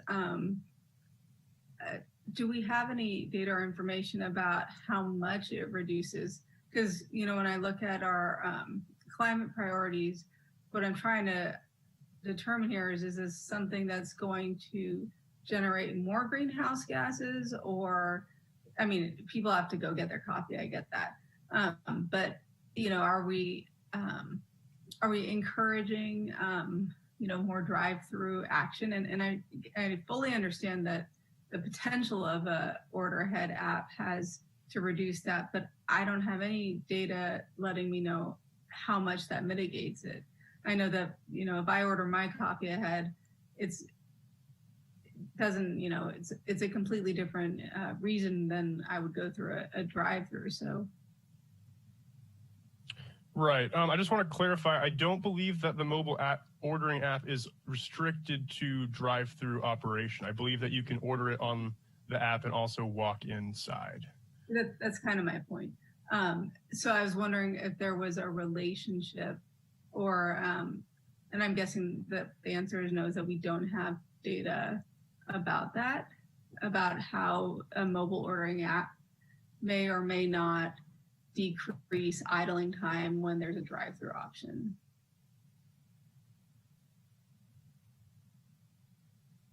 That would be correct. Jeff, do you want to chime in? Yeah, sure. This is Jeff Halbert, the applicant helping Starbucks with the relocation. According to a study that was done in October last year, about 26% of the people ordering at the store were using the mobile ordering platform or the application on their phone to order ahead in order to stop, go in, pick up their products and leave, or go through the drive-through window. That number is increasing, and it has increased even though we don't have additional studies beyond that one, especially during the health crisis. As everybody knows, the stores were closed, a lot of the stores were closed, and so therefore the bulk of the business was going through the drive-through window. Those people were continuing to use their mobile order apps to order ahead, which therefore decreases the amount of time that the car is waiting, because there's no ordering at the order window. You're basically driving up to the window. Hi, my name's Jeff, and they hand you your product and you go. You've already paid for it. You've already ordered it. It basically cuts down your time almost in half, I would imagine, especially in the morning time when most people are waiting in line. So there hasn't been an empirical analysis, but 26% from the last study were using that application, and that lends itself to an increased number over this last number of months that we've been in the health crisis. Okay, yeah, I would believe that it probably has increased significantly. But if that data does come forward, in any way, I think it would be helpful for the council to know what impact, as people get more comfortable with that has on mobile ordering, not just for this applicant, but for applicants going forward. Because when I hear, it decreases at 26%, the converse of that is that it increases what wasn't already there, 74%. So, that's the reverse of this. And if it's down 50%, with COVID, it still increased at 50%. So I'm not sure how we decided that was, a negligible under CEQA, but I do appreciate that Starbucks is taking some efforts to mitigate against climate change, and hopefully they'll be getting rid of those green straws soon too. Thank you very much. Yeah, and I have to agree that a lot of the restaurant companies are going to these type of applications, as you might imagine. Chipotle and the other companies are allowing you to order ahead and pick up without having to spend a lot of time in the store. It's easier for the customer, and of course, it's healthier for everybody. Thank you. Mr. Olivares. Thank you, Mayor. I assume these online ordering platforms are common now with Starbucks and others as well. What comparison has been made related to traffic with this site and the site over at Farmers and Highway 12 down towards the south end? I frequent that parking lot, and there are times, probably peak times, when the traffic car queue is all the way back up to Farmers Lane. It's coming out, it's right up to the edge. How is this going to be any different? I mean, I think they're both high traffic areas, probably more so on Highway 12. I can't imagine that an average queue during peak hours is going to be down at a minimum of about 11 cars or so, whatever was mentioned, based on what I see at the other end of Farmers Lane. I can make a quick comment about that. This location is actually a step down, if you will, from a convenience point of view from Starbucks.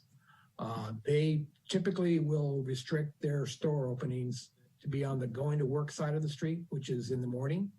That's where their primary customer is coming from, home in the morning to a place of business or to go shopping or someplace.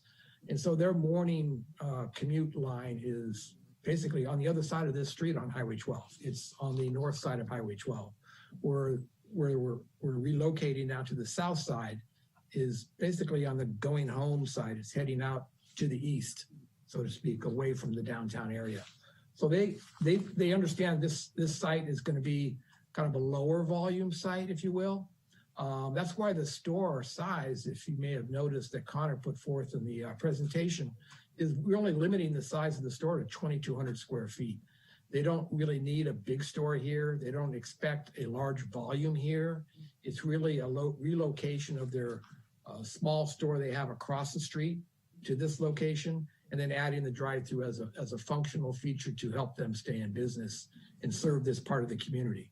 So it's not really a high volume location like the one you see on Farmers Lane. I will probably question that assumption. I know that the one across the street it's hard to see. I know it had that kind of an issue as far as visibility. This is going to be a high visibility location where it was going to sit now. And I don't believe that the customer base is going to be any different than what's going to be over at the Farmers Lane now at the south end. So just a concern of mine. Okay, council, any additional questions? Seeing none, we're now going to open the public hearing and take public comment for item 15.2. If you'd like to participate via Zoom, please raise your hand. And if you're dialing in via telephone, please dial *9. Madam Host, would you facilitate public comment for item 15.2? Mayor, will do.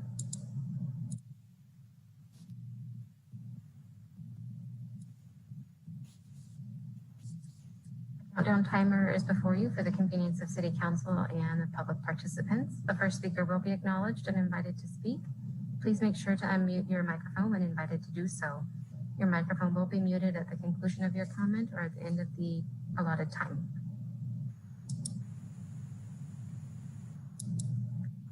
And this is for public comment on item 15.2.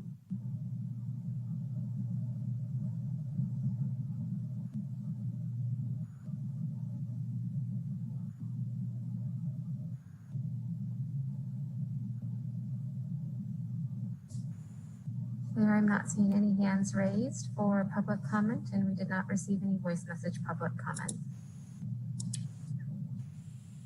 Great, thank you so much. Bring it back to council. I believe Mr. Tibbetts, you have this item. And I believe you're muted, Mr. Tibbetts. Sorry about that.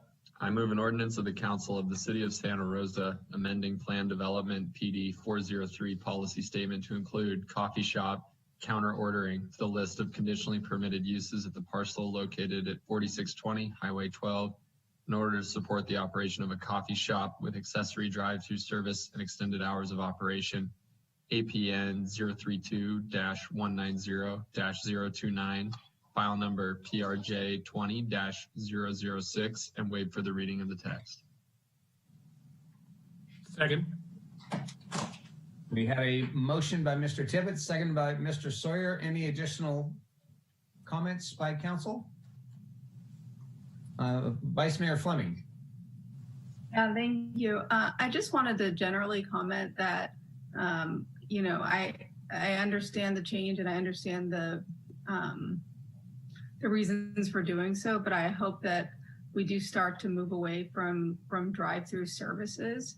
They do serve a purpose, and I know when I had a baby, it was, you know, absolutely essential to not have to get out of the car, but I do want us to, and I hope that we do start doing that. Additionally, one of the upsides of this is that it brings to the fore how difficult and what a pain plan developments are, and I'm certainly hopeful that that gets a good hard look when we update our general plan. So that's all. Thank you. Mr. Oliveros, did you have a comment you'd like to make? Oh, you're muted. Thank you, Mayor. My apologies. I'm hesitant to support this project. I still have concerns about the interaction with the level of traffic coming through there. I have experience in this parking lot for both the prior bank and Walgreens that is there. And sometimes it's a challenging dance to get in and out of those two places. I know that a lot of elderly folks frequent the Walgreens there as well. And for me, I still compare it to, I don't see the difference between this and what happens on a daily basis further south at Farmers and Highway 12. So I am not going to be supporting this. Any additional comments? All right, we have a motion and a second. Madam City Clerk, would you do a roll call vote, please? Yes. Councilmember Dowd, Aye. Councilmember Tibbetts, Aye. Councilmember Sawyer, Aye. Councilmember Rogers, No. Councilmember Oliveris, No. Vice Mayor Fleming, No. Mayor Schwedhelm. Aye. That motion passes with 4 ayes, and Vice Mayor Fleming, Councilmember Oliveris, and Councilmember Rogers voting no. Thank you, Connor, for that presentation. Mr. City Manager, item 15.3. Item 15.3, public hearing, downtown station area specific plan implementation package. Amy Nicholson, city planner, presenting.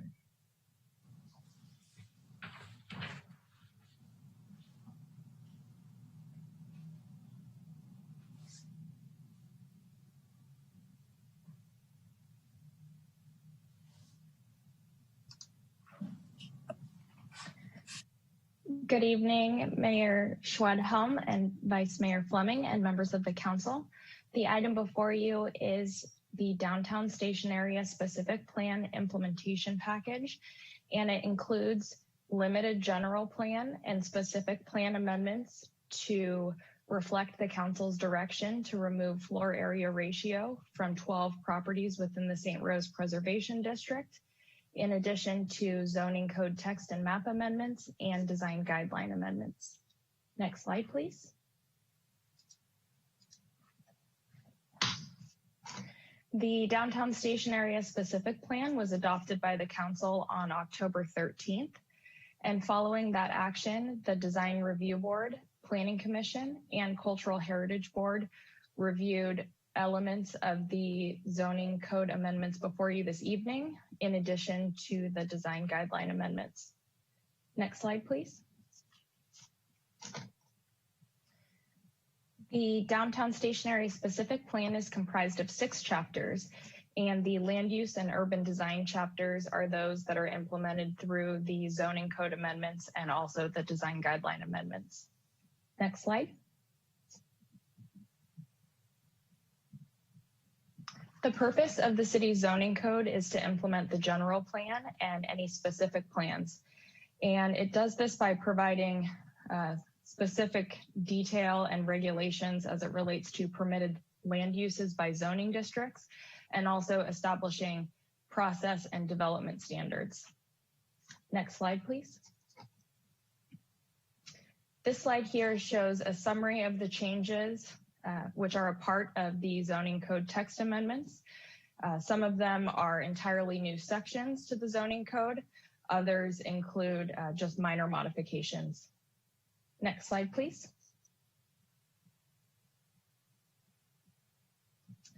The downtown station area specific plan established 4 new land uses, and those are reflected on the map on this slide here in shades of brown and red and pink.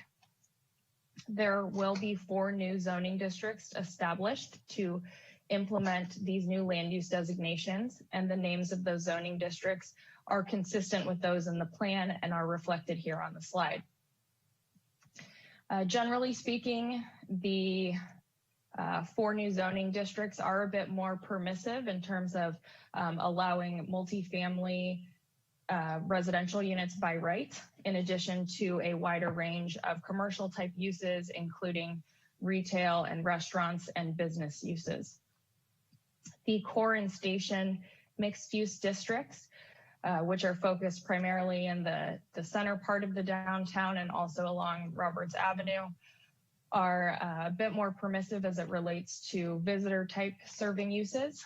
The Maker mixed use district allows for light industrial uses that would be compatible with adjacent residential uses. And the neighborhood mixed use zoning district allows for neighborhood supporting commercial uses. The ordinance before you, which reflects zoning map amendments, would rezone 888 properties within the boundary of the plan area. Next slide, please. There are a number of changes to the existing base and combining districts contained within the zoning code for consistency with this newly adopted plan. That includes the removal of the downtown commercial zoning district and the limited light industrial combining district. The transit village mixed zoning district and station area combining district have been modified to reflect the removal of the downtown station area plan. And then the historic combining district has been modified to reflect additional character defining elements, and I will speak more about that later on in the presentation. Next slide, please. Floor area ratio was introduced by way of the downtown plan, and so the language regarding floor area calculations is included in the zoning code. Because floor area ratio controls building mass and form, but does not directly set height and density standards, there is the need to actually establish height and density standards for those 12 properties within the St. Rose Preservation District. And Amy Lyle will be speaking more about that later on in this presentation. Next slide, please. The zoning code text amendments also include a number of design standards. These relate to site design and also building design and address each of the topics listed here on the slide. Next slide, please. The zoning code text amendments also include an added combining district, which would be called the downtown station area combining district. This district would be added to the properties noted on the map here, which either have a triangle or the orange overlay, and those reflect the transition areas and also the active ground floor overlay.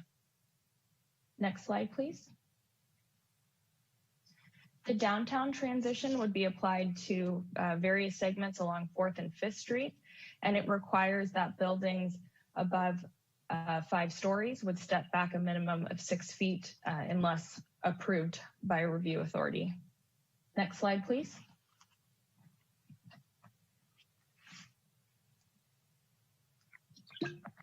The neighborhood transition standard is applied throughout the plan area.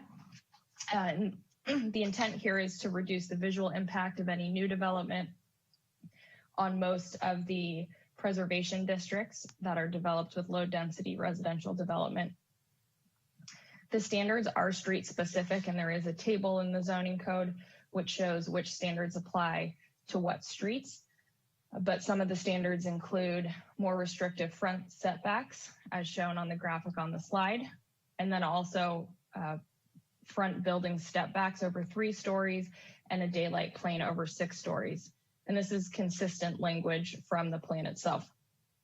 This transition would also require that surface parking areas be prohibited between the sidewalk and the building frontage.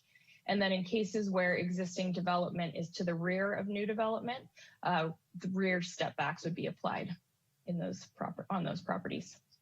Next slide, please. The creek activation transition is applied to various segments along the Santa Rosa Creek, and the intent of this transition is to promote the use and visibility of these creek areas. New buildings would be required to be creek oriented and provide pedestrian pathways that connect the development to the creek trail network. And in addition, at least 1 activating use or 2 activating design features would be required for these projects. Next slide, please. The active ground floor overlay is applied throughout the plan area as well. And the intent here is to ensure that new development optimizes the pedestrian experience. These standards do not regulate the use of ground floor areas, but rather create that pedestrian experience through specific design features. The zoning code text amendments include a menu of options that an applicant team can choose from to activate that space, but those include elements such as public art, street furniture, in addition to publicly accessible open space. Access to any off-street parking would be discouraged from streets within this ground floor overlay, and like the neighborhood transition, surface parking would be prohibited between the sidewalk and building facade. Next slide, please. Throughout the plan update, consistent comment that was received was the benefit of providing wayfinding signs within the downtown area. The zoning code currently has regulations as it relates to signs on private property. So this addition to the zoning code would allow for these wayfinding signs to be located in the public right-of-way. The intent here is to include information to direct people to specific locations or to transit or parking lots, but not to serve as any form of advertisement. And these signs could be approved along with the planning applications for a new development. During the Planning Commission meeting on November 2nd, the Commission had a recommendation to require that these wayfinding signs would be provided in both English and Spanish. And so that recommendation is included in the ordinance before the Council this evening. Next slide, please. The Historic Combining District is applied to each of the properties within preservation districts and also to properties that are designated as landmarks outside of the city's preservation districts. This combining district includes quite a bit of information about each of these districts, and it also includes a number of development standards, including the 35-foot height limit for all properties within preservation districts, not to be exceeded unless specific findings are made by the Cultural Heritage Board or the City Council. There are no changes proposed to the existing language. This update just includes additional character defining elements for each of the districts. And that information is actually from a resolution which was adopted by the Cultural Heritage Board back in 2006. And will provide additional information for members of the public and also for project applicants when they are considering a design either within a preservation district or near one. Next slide, please.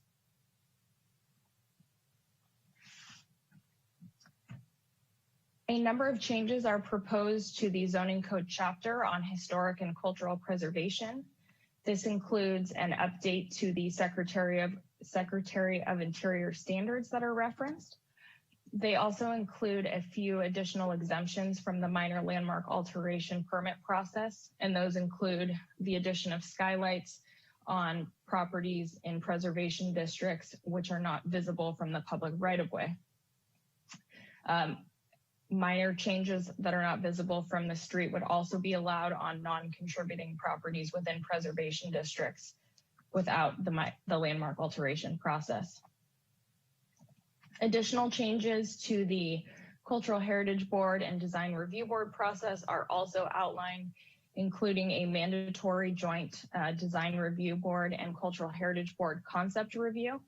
This is essentially codifying a practice that city staff have been making for a number of years. And then in cases where a project requires approval by both the Design Review Board and the Cultural Heritage Board, the code has been amended to reflect that the Design Review Board would be the only review authority for design review approvals, and there would be no change to the approval process for landmark alteration permits. The intent here was really to focus the respective boards on their respective entitlements and to limit the number of joint meetings. The decision criteria for landmark alteration permits have also been modified to reflect new development and to more fully consider the zoning code and also the general plan and specific plan when reviewing projects. And then finally, the Cultural Heritage Board quorum section has been modified to be consistent with the City Council and the city's other review authorities, requiring only a majority of the quorum for an affirmative vote. Next slide, please. The design review process has also been amended, Any references to preliminary and final design review would be removed from the zoning code, resulting in a kind of one-step process for the design review entitlement. This is similar to all other entitlements, such as a conditional use permit or a landmark alteration permit. And any concept design review that is either optional or mandatory would still take place in the same manner. This is really just condensing two actions into one action for design review. Next slide, please.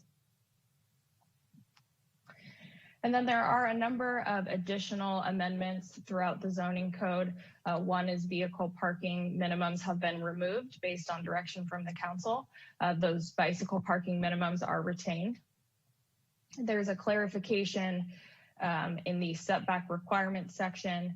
And then there are a number of modifications to our specific land uses chapter to really implement the downtown plan to sections including mixed use and live work, in addition to sidewalk cafes and large grocery stores. In addition, there is a new land use that has been added to the commercial zoning district section, and that includes electric vehicle sales. Electric vehicle sales would be permitted within each of the 4 downtown zoning districts upon approval of a minor use permit. And electric vehicle sales is defined as a electric vehicle sales place where the only vehicles on site are those that are display models or those that have been previously purchased by customers awaiting pickup. The land use would also allow for vehicle maintenance that is associated with the particular make of vehicle being sold on the site. And then there are a number of definitions that have been added to reflect language that from the downtown plan. Next slide, please. And I'm going to turn it over to Amy Lyle to take over the next few slides. Thank you so much, Amy. Good evening, Mayor Schmidhelm, members of the council. So this package does include some limited specific plan and general plan amendments. And this is really in follow-up to the adoption of the specific plan back on October 13th. And as you may remember, there was a last-minute action related to properties along B Street and 10th Street. And these are have been called the 12 contributing parcels because they are the contributing historic properties along this corridor within the St. Rose Historic District. And your council's action removed the floor area ratio from these properties. So in follow-up, as part of this action, we are proposing to establish a height restriction. State law does require that we do define the height and density for properties, and the removal of the floor area ratio removed that, which was proposed for the plan. So this action tonight would define the height and the density for these properties, for these 12 contributing properties. So on the slide, you can see the amended floor area ratio map. And since that time, as Amy noted, we have discussed these changes with the Planning Commission, Design Review Board, and the Cultural Heritage Board. We did do additional noticing to these 12 properties specifically and additional outreach. So we have talked to the St. Rose neighborhood group and representatives of that neighborhood, as well as property owners of those 12 properties. And so it is our staff recommendation and planning recommendation tonight that the height limit be set at 5 stories, which is consistent with what happened.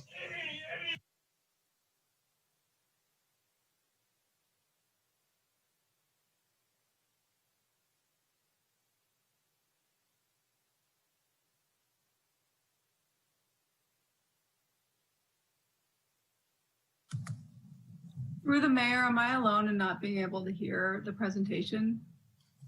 No, she went on mute briefly, hoping she will be coming back. Okay, thank you. Mr. Mayor, Vice Mayor, I'm happy to continue the presentation if you'd like, or until we get Amy back. Thank you, Mr. Rose. And yeah. Mr. Rose, through the mayor, could make sure that we start where she left off. because we lost quite a bit. Councilmember Sawyer, if you could just let me know where it was that where the council stopped hearing the. I think it was right. Boy, what was she saying? It was at the beginning of her explanation about the height limit. Yeah. So the 5 stories.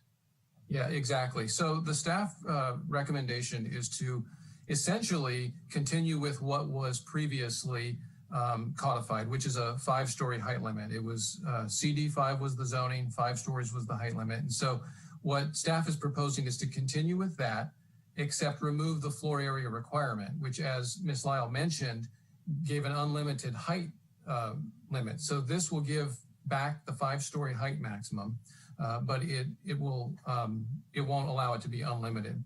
And as Ms. Lyle said, we certainly did have outreach with the neighbors and greatly appreciated their input and their collaboration in working on this this topic. So next slide, please.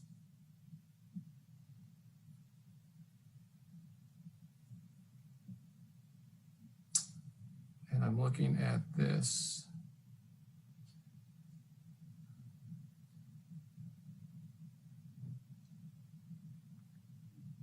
Bill, I'm happy to jump in and just. Yep, I was just reading that. So thank you, Amy. I'm going to turn it back to you. I think this is your slide. Okay. In terms of the necessary general plan and specific plan amendments, they are very minor, but they do reflect the 5-story or 55-foot height limit, as Amy and Bill previously noted, to the specific plan. And then the general plan amendment would include a footnote to the table that indicates that no maximum density would apply to specific core mixed use properties that are shown in the land use table. And the reason for that is because, again, floor area ratio previously would have impacted each of the properties in the core mixed use land designation. And the general plan and specific plan reflected that. Because that floor area ratio has been removed, it is necessary to acknowledge density and building height in both of these planning documents. Next slide, please. I'm going to briefly go through the design guideline amendments. Next slide. As the council knows, the design guidelines are used for reviewing new development projects. They are intended as a living document.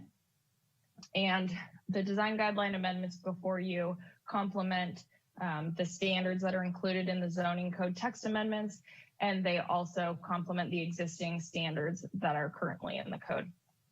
Next slide, please. This slide shows a summary of the changes to the design guidelines. The only section being modified is section 2, which addresses the downtown area. Much of the existing content has been preserved, but the design guidelines from the plan itself have been incorporated. And then there's just been some changes to organization to make it read more clearly and to make it more consistent with the additional sections of the design guidelines. Next slide, please. The introduction section has been updated to reflect the new downtown stationary specific plan boundary, and that is for both maps and also language. Additional guidelines that were included in the introduction have been relocated to more appropriate sections. Next slide, please. The public streets section has been renamed as public realm and streetscapes and includes a street furnishing palette in addition to guidelines for trash receptacles, paving treatments, and curb cuts. There are also a number of guidelines as it relates to underpasses that have been updated. Next slide, please. The building section has been renamed site and building design. The guidelines as it relates to articulation and setbacks have been removed because those are addressed by way of standards in the zoning code text amendments. And then any duplicative guidelines have been consolidated. Next slide, please. The historic district section remains unchanged. Next slide, please.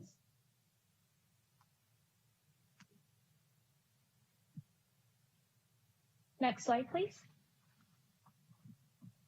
The Parks and Open Space section has been renamed Parks and Public Spaces. All of the CREEP guidelines have been maintained. And then there's a new table that is included, and this is actually directly from the specific plan, which identifies new public space types and recommended elements.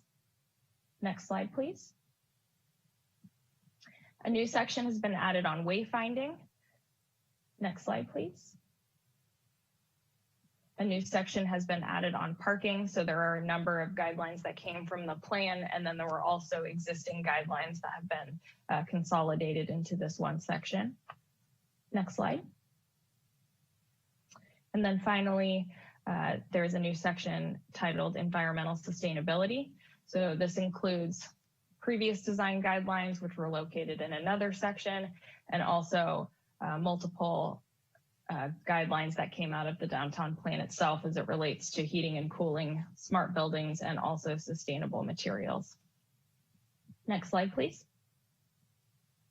The amendments before you, both for the zoning code and the design guidelines, have been found in compliance with the California Environmental Quality Act, in that they are within the scope of the previously certified final subsequent EIR for the downtown station area specific plan. And with that, the Planning Commission and the Planning and Economic Development Department recommend that the City Council by resolution approve limited general plan and downtown specific plan amendments, and by ordinance approve the zoning code and zoning map amendments to implement the downtown station area specific plan. And further, the Design Review Board, Cultural Heritage Board, and Planning and Economic Development Department recommend that the council by resolution approve amendments to section 2 of the city's design guidelines to implement the downtown station area specific plan. And that concludes my presentation. City staff are available to answer any questions that you have. All right, thank you for that presentation, Amy. Council, any questions? Mr. Rogers. Thank you, Mr. Mayor. And Amy, if we can go back and talk specifically about those 12 parcels. I know we did a little bit of sausage making that created a bit of a headache for staff. So I appreciate you all finding a path forward on that front. The intent from the council when we had this discussion was for those 12 properties to be consistent with the rest of the contributors to the historic district. And as I understand it, in our own guidelines for the historic district, there's a 35-foot maximum height requirement that if they're going to go above it, that they need a variance and need to actually be approved through the Cultural Heritage Board and through this entity for need. So I'm just asking why the 12 properties have a height limit of 55 as the suggestion. Why aren't we being consistent in having 35 as the suggested height limit? Again, as I understand it, consistent with the rest of the historic district.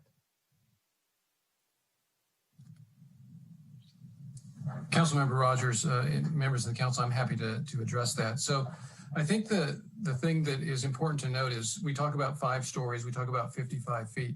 That's a maximum, it's not a given. The actual height limit in the historic district is 35 feet. And to go beyond that, an applicant would have to go through and obtain a landmark alteration permit and make additional findings, design-related findings, to exceed that height limit up to a maximum of 55 feet. So based on the direction, and when we went back a number of times, we watched the video, listened to the tapes, we wanted to make sure we were consistent with the direction we got that night. And so the direction we heard was to remove the FAR, but as noted earlier, we had to put something back in there for a development standard. And so that was the approach we took, was to go back to what it was. But I hope that's helpful, that distinction of knowing it's actually 35 feet up to 55 with additional findings. Yeah, and so I guess my question to Bill, and it might just be semantics, but I know that it actually does matter to folks in the neighborhood. If going above 35 feet requires a variance anyway, why wouldn't we say that the limit is 35 and require a variance process to go up to that 55? Yeah, that's a great question, and I'm happy to describe it. So what I just mentioned, the additional findings that have to be made through the landmark alteration permit, those are different than a variance. A variance actually is reviewed and acted on by the Planning Commission. It's a land use variance. It's a different set of findings, and they're quite rigorous, actually. We don't see those granted very often. You have to have certain characteristics apparent. And so it's a much more rigorous process to get a variance. And like I said, it goes to the Planning Commission. Staff, as I said, based on the direction we received, felt that it was more appropriate to keep it as it was, 55 feet, and let the Cultural Heritage Board through the landmark alteration permit be the review authority. It certainly could be a direction that the council goes and go with a variance. That would be a maximum height of 35 feet. To exceed that would be a variance. The Planning Commission would be the review authority, and it's a very rigorous process. We don't grant many variances, to be honest.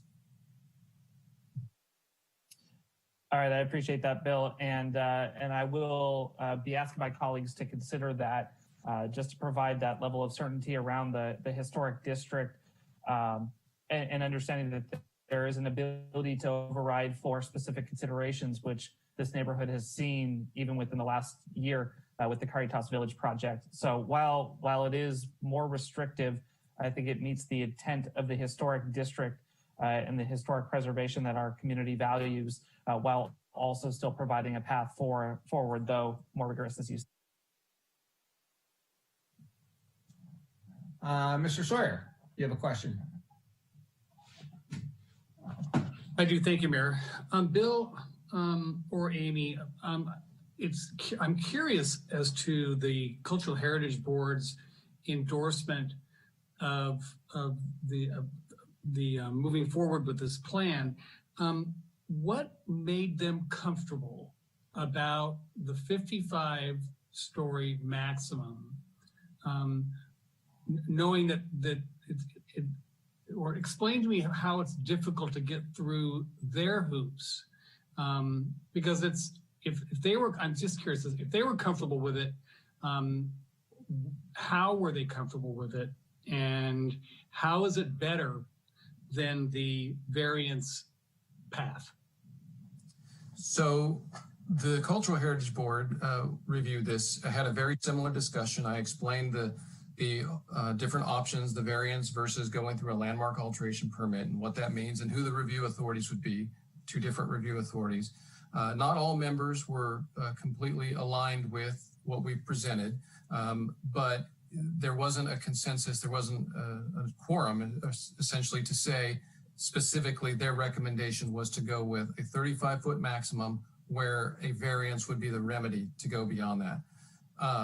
So I think some other considerations, though, that we've talked about through this process is that, as was mentioned earlier, there are other things that are being implemented with this plan to try to regulate some of the development. So you have the additional step backs, you have the setbacks, step backs above certain floor levels, you have additional setbacks. So you have things that we think will also help to mitigate some of the concerns we've heard, which are essentially the large buildings in what is mostly single family development. The other thing to keep in mind, whether it goes to the Planning Commission as a variance and has to go through these more rigorous set of findings, or it goes to the Cultural Heritage Board where the findings are related just to the landmark alteration permit, both of those are discretionary, both of those are public hearings, and both of those are appealable to the council. So that would be the pathway for either one. We just felt that the variance was a quite a significant threshold to surpass for development. And so we thought it was appropriate, the staff perspective. One other thing I think to consider is the idea of, based on the initial direction of the council, why are we doing this? Why are we having a plan amendment? And it's to catalyze development. It's to catalyze development focused in our downtown where we have resources, we have infrastructure. And we think that by putting a height limit, by not allowing FAR in these properties, we are not incentivizing those properties to develop quite in the same manner as those that don't. And so that is a concern that's come up. We've heard that directly from the neighbors. So we think that we've struck a balance in that. But as I've said, the council absolutely has the ability to go forward with a more restrictive approach. And that would be a 35-foot hard and fast height limit. The variance would be the remedy to go beyond that. Thank you. Okay, council, any additional questions? Okay, I'll go ahead and open up the public hearing for item 15.3. We're now taking public comment on this item. If you wish to make a comment via Zoom, please raise your hand. If you're calling in via telephone, please dial *9. Madam Host, would you facilitate public comment on item 15.3, please? Thank you, Mayor. A countdown timer is before you for the convenience of City Council and public participating in the meeting tonight. The first speaker will be acknowledged and invited to speak. Please make sure to unmute your microphone when invited to do so. Your microphone will be muted at the conclusion of your public comment or at the end of the allotted time.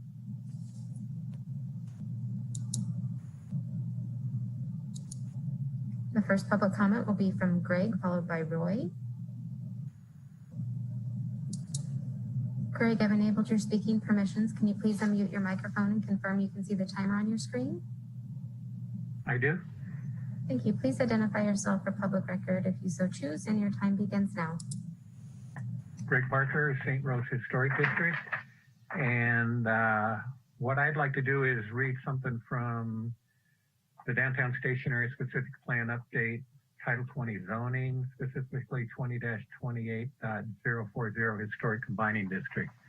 And what they say in there is Section E, in the event of any conflict between the following standards and those of the primary zoning district, those applicable to the H combining district shall apply. In other words, the historic district guidelines should apply.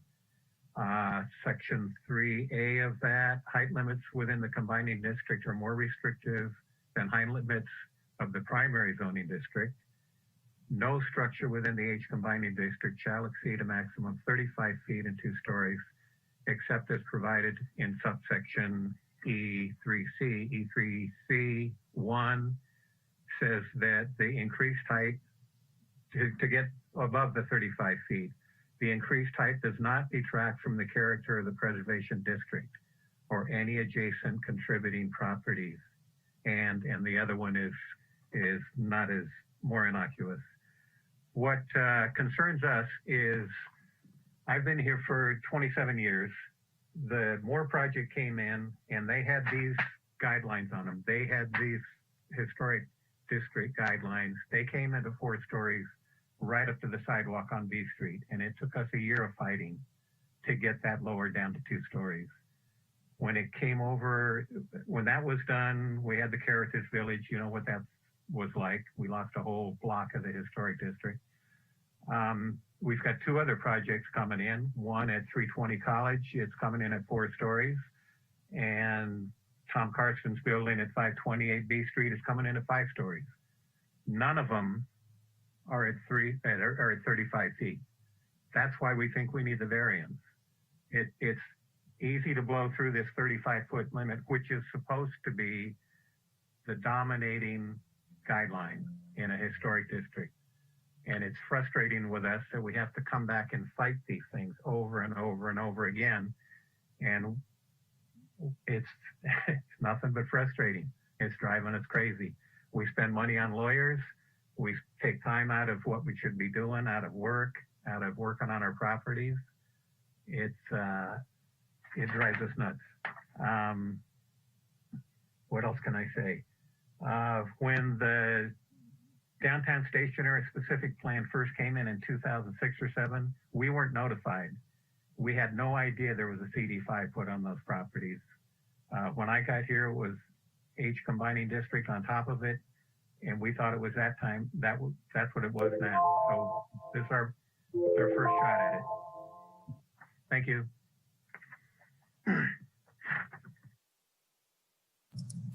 Thank you, Greg. The next public comment will be from Roy, followed by Denise. Roy, I've enabled your speaking permissions. Can you please unmute your microphone and confirm you can see the timer on the screen? Yes, I can. Thank you very much. Thank you, City Council, for the opportunity to express my thoughts about this issue. My name is Roy Lucene, and I live in the St. Rose Historic Preservation District. One is more of a footnote to this, and Greg's already brought it up, that in discussion with other people in the neighborhood who've been in the past extremely involved in the question of development and knowledge of the neighborhood, no one had known that the CD5 had been imposed. I think what we want to do simply is restore something. It's been described as the original, but actually what we want to do is to restore an earlier original of 35 feet limit with variance. The concern about the findings is that it's such a vague category of what can be considered acceptable to reach the 5-story limit. Our concern is that under the pressure to develop, that in the future, it will be much easier for that 5-story limit to be achieved. Also, this all comes down to one sentence. Does the Historic Preservation District have a meaning? Does the stated goal of the DSASP to enhance the historic character of the downtown have a meaning? And we feel that in fact, those things will be respected and have meaning for the future of the downtown if a 35-foot limit is placed on these 12 contributing properties. I don't foresee what I would call creeping preservationism spreading out across the entire downtown. This is within the already established limits of the St. Rose Historic Preservation District on properties that have already been established as historically and architecturally valuable. So I just ask that the same height limit that I have on my property in the historic district be applied to these 12 contributors. And thank you very much.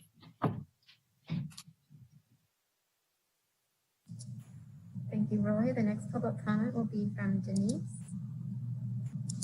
Denise, I've enabled your speaking permissions. Can you please unmute your microphone and confirm you can see the timer on your screen? I can see the timer. Thank you. Please identify yourself for public record if you choose to do so, and your time begins now.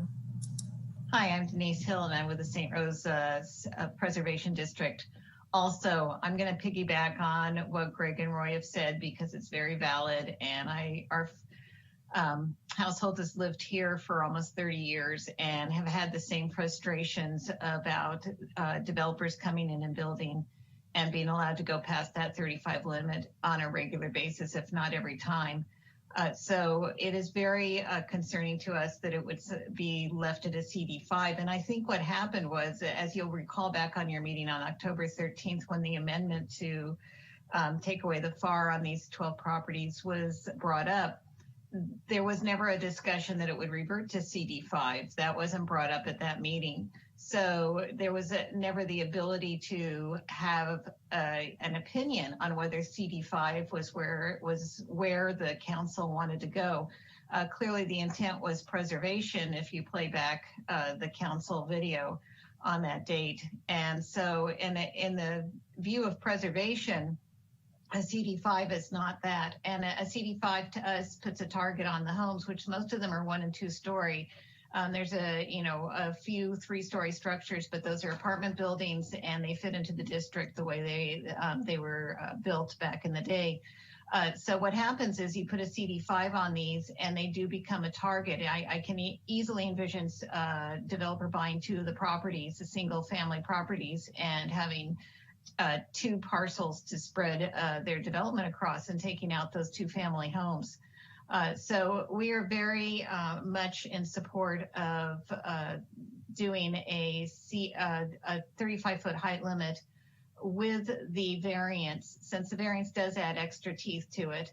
I do know that when we listened, we were part of the planning commission hearing on this and part of the Cultural Heritage Board meeting on it, that the way it was presented to them was, well, the council took away the FAR, so that leaves the CD5.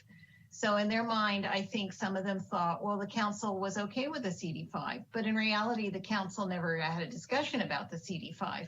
So I think there was some confusion there, and people didn't want to go against the council vote, and so they supported it. But you know, in reality, it is a weaker system at this point to ask for just a landmark alteration. It's an easier system for a developer to get through. So in an effort to preserve these homes and our preservation district as a whole, I think the 35-foot with the variance is definitely the way the neighbors that are concerned about this would like to go. So thank you very much.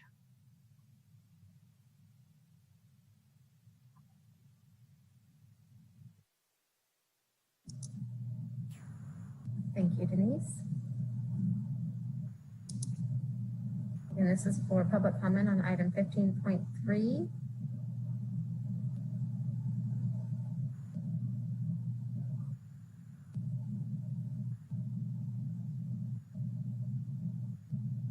Mayor, I'm not seeing any additional hands raised. Are you okay if I move along to the voice message public comment received? Absolutely, thank you.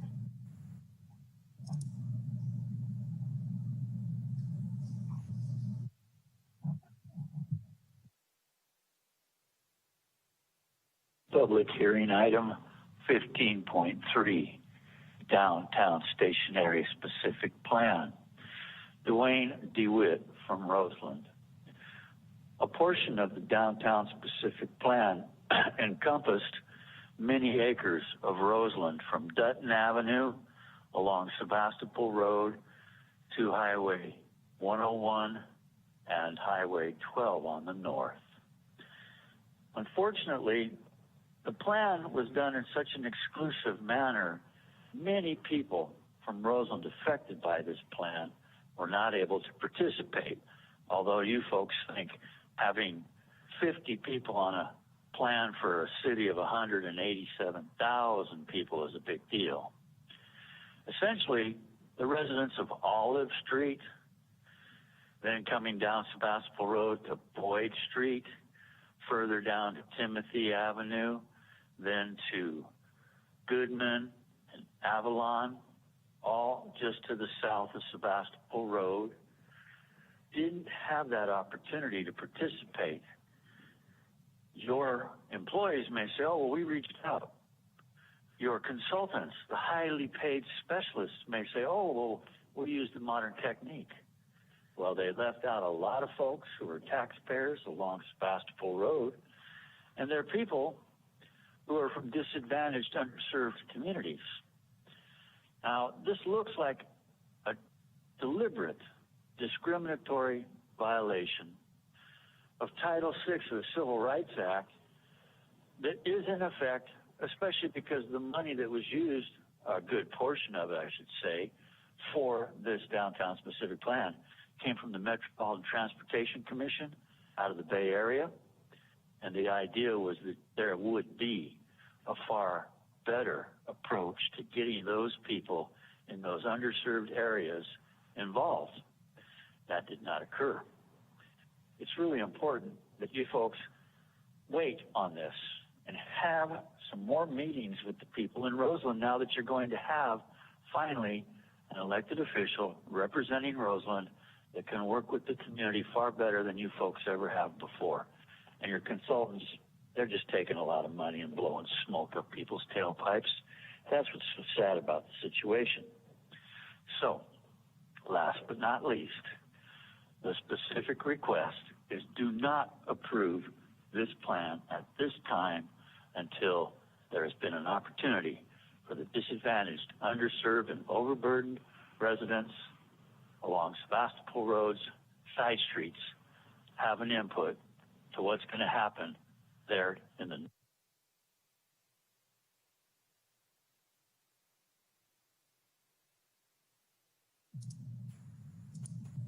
Thank you, Mayor. That concludes the public comment received for 15.3. All right, thank you. I will then close the public hearing, bring it back to council. Mr. Sawyer, do you have your hand up for a question or comment at this point?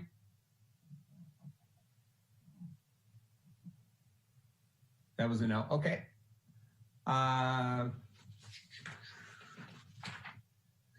Well, Mr. Sawyer, you've got this item if we have no more questions.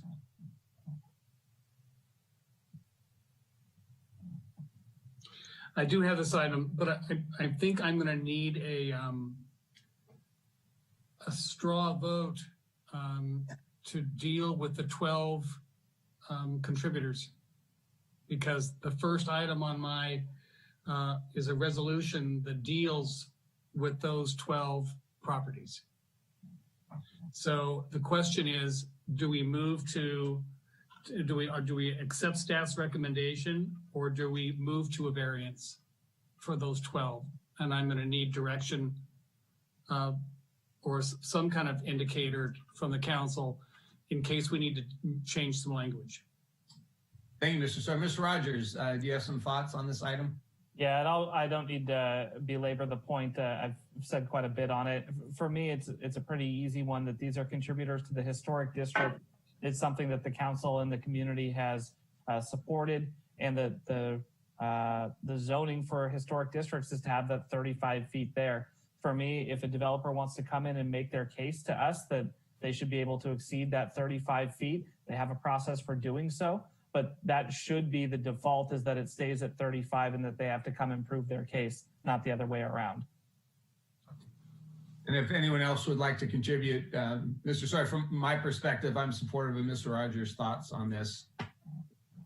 You know, I met with staff as well, and I was, it's interesting to see the various positions that one can take on it. And I'm coming from a place of, I want it to be more difficult,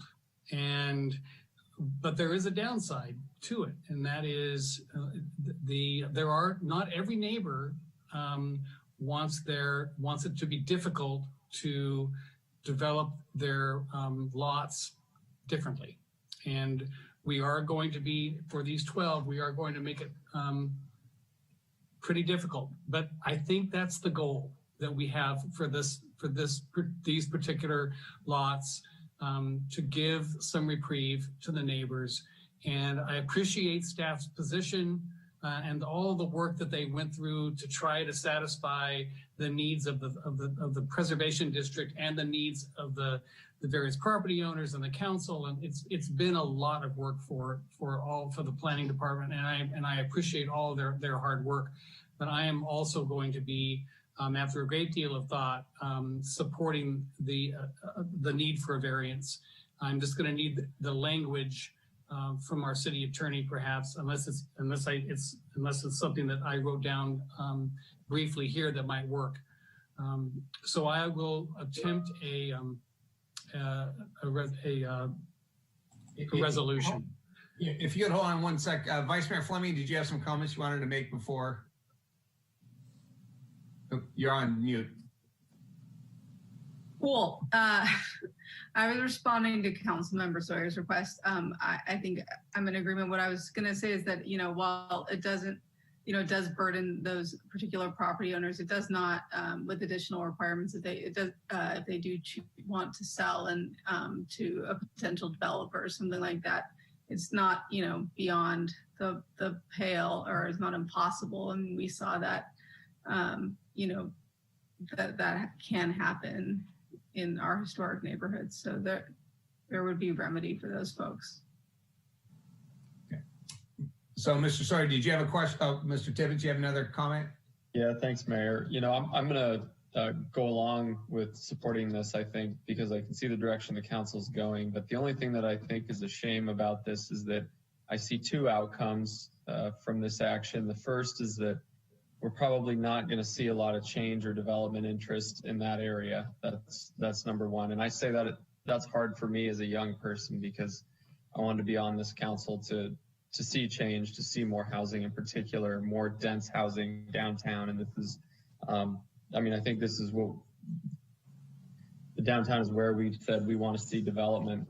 The second issue I see coming from this is a high demand on staff time. Every time a developer does express some interest in going down there to make some sort of a change, they're probably gonna have to seek a variance from a cost perspective point of view, because we've seen time and again, people coming forward through the appeals process or one way or the other, on this council, seeking, all kinds of waivers, adding affordability components to get higher densities allowed, getting rid of height restrictions.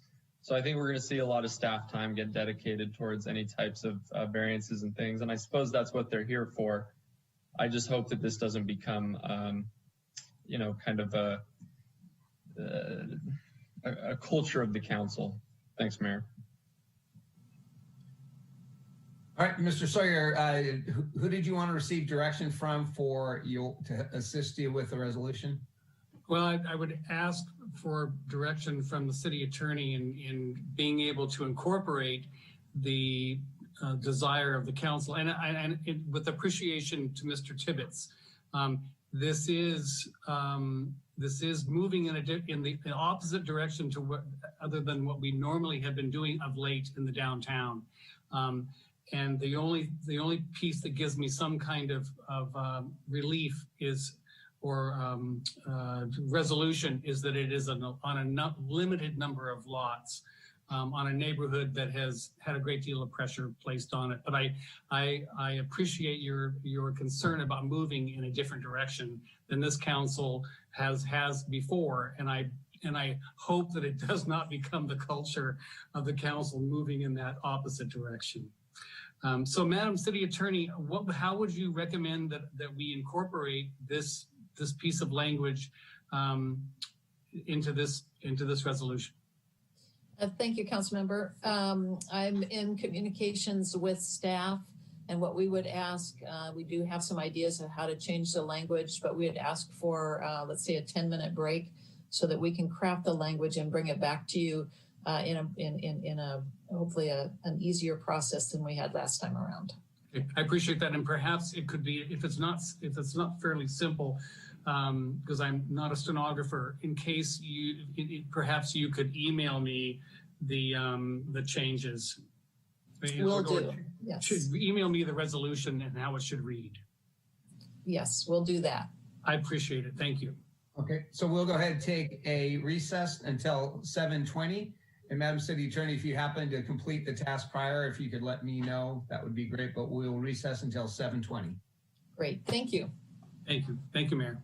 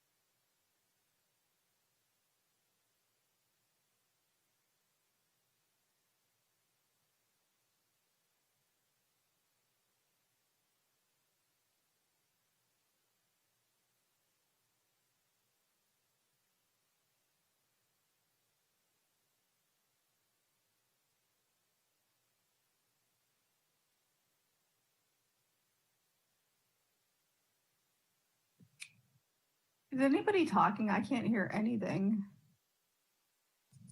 No, the meeting has not reconvened yet, Vice Mayor Fleming. Dick was about to start singing show tunes though, so glad your volume's working. Yeah, you guys still can talk. Just be really careful. You know that you don't start.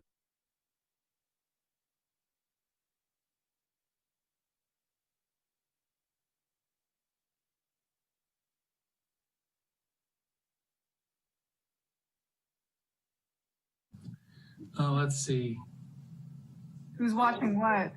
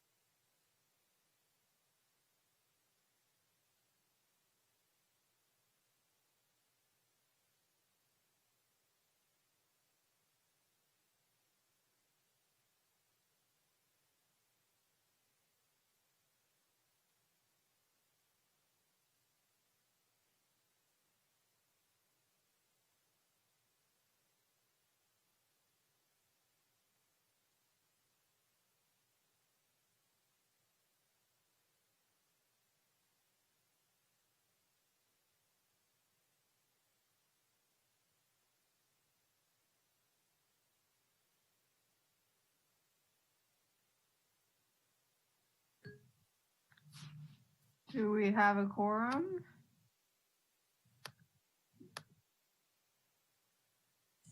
I'm not sure they're ready yet, so I'm checking on that. Yeah, I just sent Sue a text. She's going to let me know when they're ready.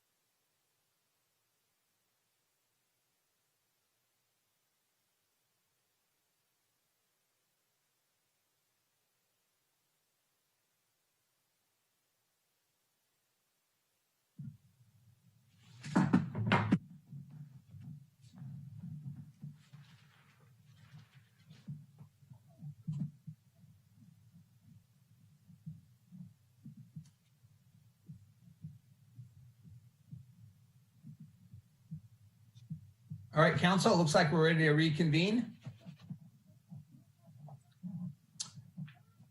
Let's see if there we go. Madam City Clerk, could you do a roll call, please? Yes. Councilmember Dowd? Here. Councilmember Tibbetts? Here. Councilmember Sawyer? Here. Councilmember Rogers? Here. Councilmember Oliveras? Here. Vice Mayor Fleming? Here. Mayor Schwedhelm? Here. Let the record show that all council members are present. Okay, we're reconvening still on item 15.3. We already held the public hearing, closed it, and the ball was in your court, Mr. Sawyer. Did you want to start, or would our city attorney be starting the conversation? I believe we'll let the city attorney start as the first resolution refers to amendments as read by Ms. Nicholson, and as far as I know, they have not been read as yet. Correct. If I may, you have 4 items before you, 2 resolutions, 2 ordinances. One of the resolutions will be revised with amendments as read by Ms. Nicholson. One of the ordinances will also have amendment, but since this is an introduction, you'll be able to direct us to make those amendments when we come back for the final read. But so we'll start with the resolution for the general plan amendment and downtown specific downtown station area specific plan amendments. And I would ask Amy Nicholson to read the recommended revisions to address your preferences. Thank you. Thank you. So there would be an added finding. This would be a 4th finding added to page 3 of the general plan and specific plan amendment resolution, which would read as follows. The reduction of height for the 12 historic contributing properties along B Street and 10th Street may result in a decrease in development potential from the current CD zoning allowance of 5 stories. In accordance with the Housing Crisis Act of 2019, SB 330, and Section 65863 C1, there will be no net loss of residential density due to the concurrent adoption of the downtown station area specific plan zoning implementation package, which rezones properties within the downtown station area to accommodate an additional 5,275 housing units beyond the 2007 downtown station area specific plan and existing housing element. And then the new policy, LU 2.7, which has parentheses page 2-7, found on the last page of the resolution. This is a specific plan policy, would read as follows. Require new development within the core mixed use, station mixed use, maker mixed use, and neighborhood mixed use designations to achieve the midpoint or higher of the maximum FAR in all cases where FAR is established. Exceptions are allowed where parcel configuration, historic preservation, or utility constraints make the midpoint impossible to achieve. On properties where no FAR is established, the building height shall be limited to a maximum of 35 feet. And that concludes the changes to the resolution. So I believe we're ready to go. And with great appreciation and respect for both our legal team and our planning team, I will introduce the following resolution.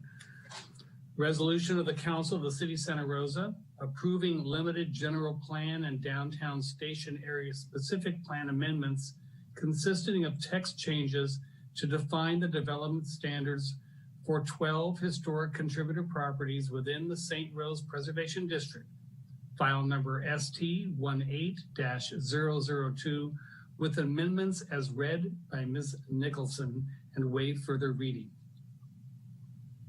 Second. Okay. If I could just check with City Attorney, are we going in the path that you folks were working on during the break? Yes, that's exactly right. Thank you. Great. Okay, we have a motion and a second. Are there any additional comments? Fortunately, seeing none. Madam City Clerk, can we do a roll call vote, please?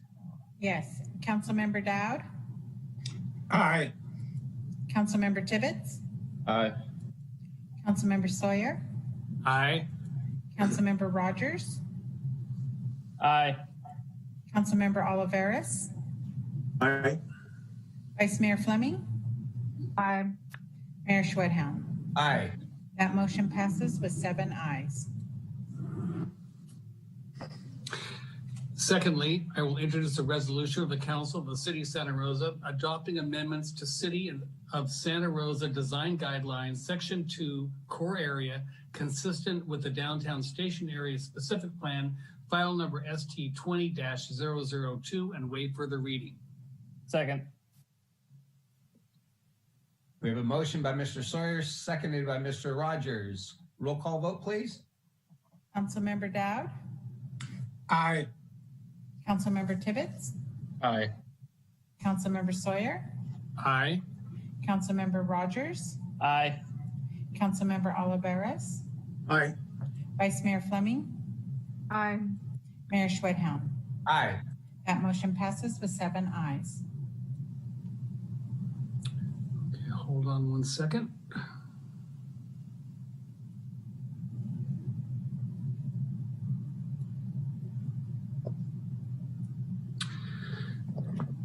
Next, I will introduce an ordinance of the Council of the City of Santa Rosa amending Title 20 of the Santa Rosa City Code to implement the Downtown Station Area Specific Plan, file number REZ20-008, with amendments to reduce the height limit on 12 contributing parcels to 35 feet, subject to the historic preservation requirements for a variance for any increase for developer over 35 feet, and waive further reading. Second. Motion by Mr. Sawyer, second by Mr. Rogers. Roll call vote, please. Councilmember Dowd? Aye. Councilmember Tibbetts? Aye. Councilmember Sawyer? Aye. Councilmember Rogers? Aye. Councilmember Oliveris? Aye. Vice Mayor Fleming? Aye. Mayor Schwedhelm? Aye. That motion passes with 7 ayes. And finally, I will introduce an ordinance of the Council of the City of Santa Rosa amending Title 20 of the Santa Rosa City Code, reclassification of 888 properties located within the boundaries of the Downtown Station Area Specific Plan, file number REZ20-008, and waive further reading. Second. Motion by Mr. Sawyer, seconded by Mr. Rogers. Roll call vote, please. Councilmember Dowd? Aye. Councilmember Tibbetts?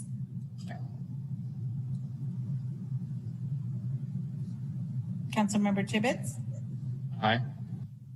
Councilmember Sawyer? Aye. Councilmember Rogers? Aye.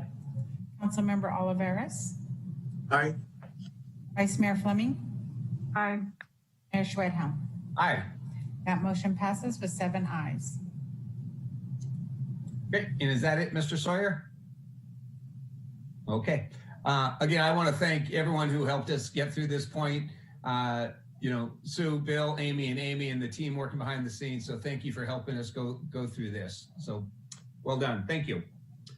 Okay, next on the item agenda is written communications. We all received the quarterly board, commission, and committees attendance report provided for information. Item 17. We're now taking public comment on item 17, non-agenda matters. If you wish to make a comment via Zoom, please raise your hand. If you'd like to make a comment dialing in via telephone, please dial *9 to raise your hand. Madam Host, would you facilitate public comment on item 17? Thank you, Mayor, will do. Additionally, if you previously provided comment under item 13 non-agenda matters, you will not be permitted again to speak at item 17. As you can see, a countdown timer is on your screen for the convenience of council and members of the public. The first speaker will be acknowledged and invited to speak. Please make sure to unmute your microphone when invited to do so. Your microphone will be muted at the conclusion of your comment or at the end of your allotted time.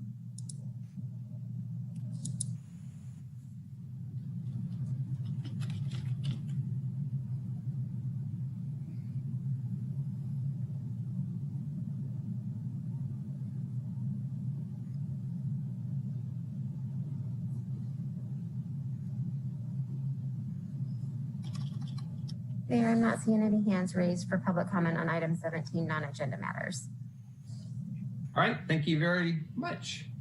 Okay, having no further items to discuss on tonight's agenda, this meeting is hereby adjourned. Thank you for your participation and contributions.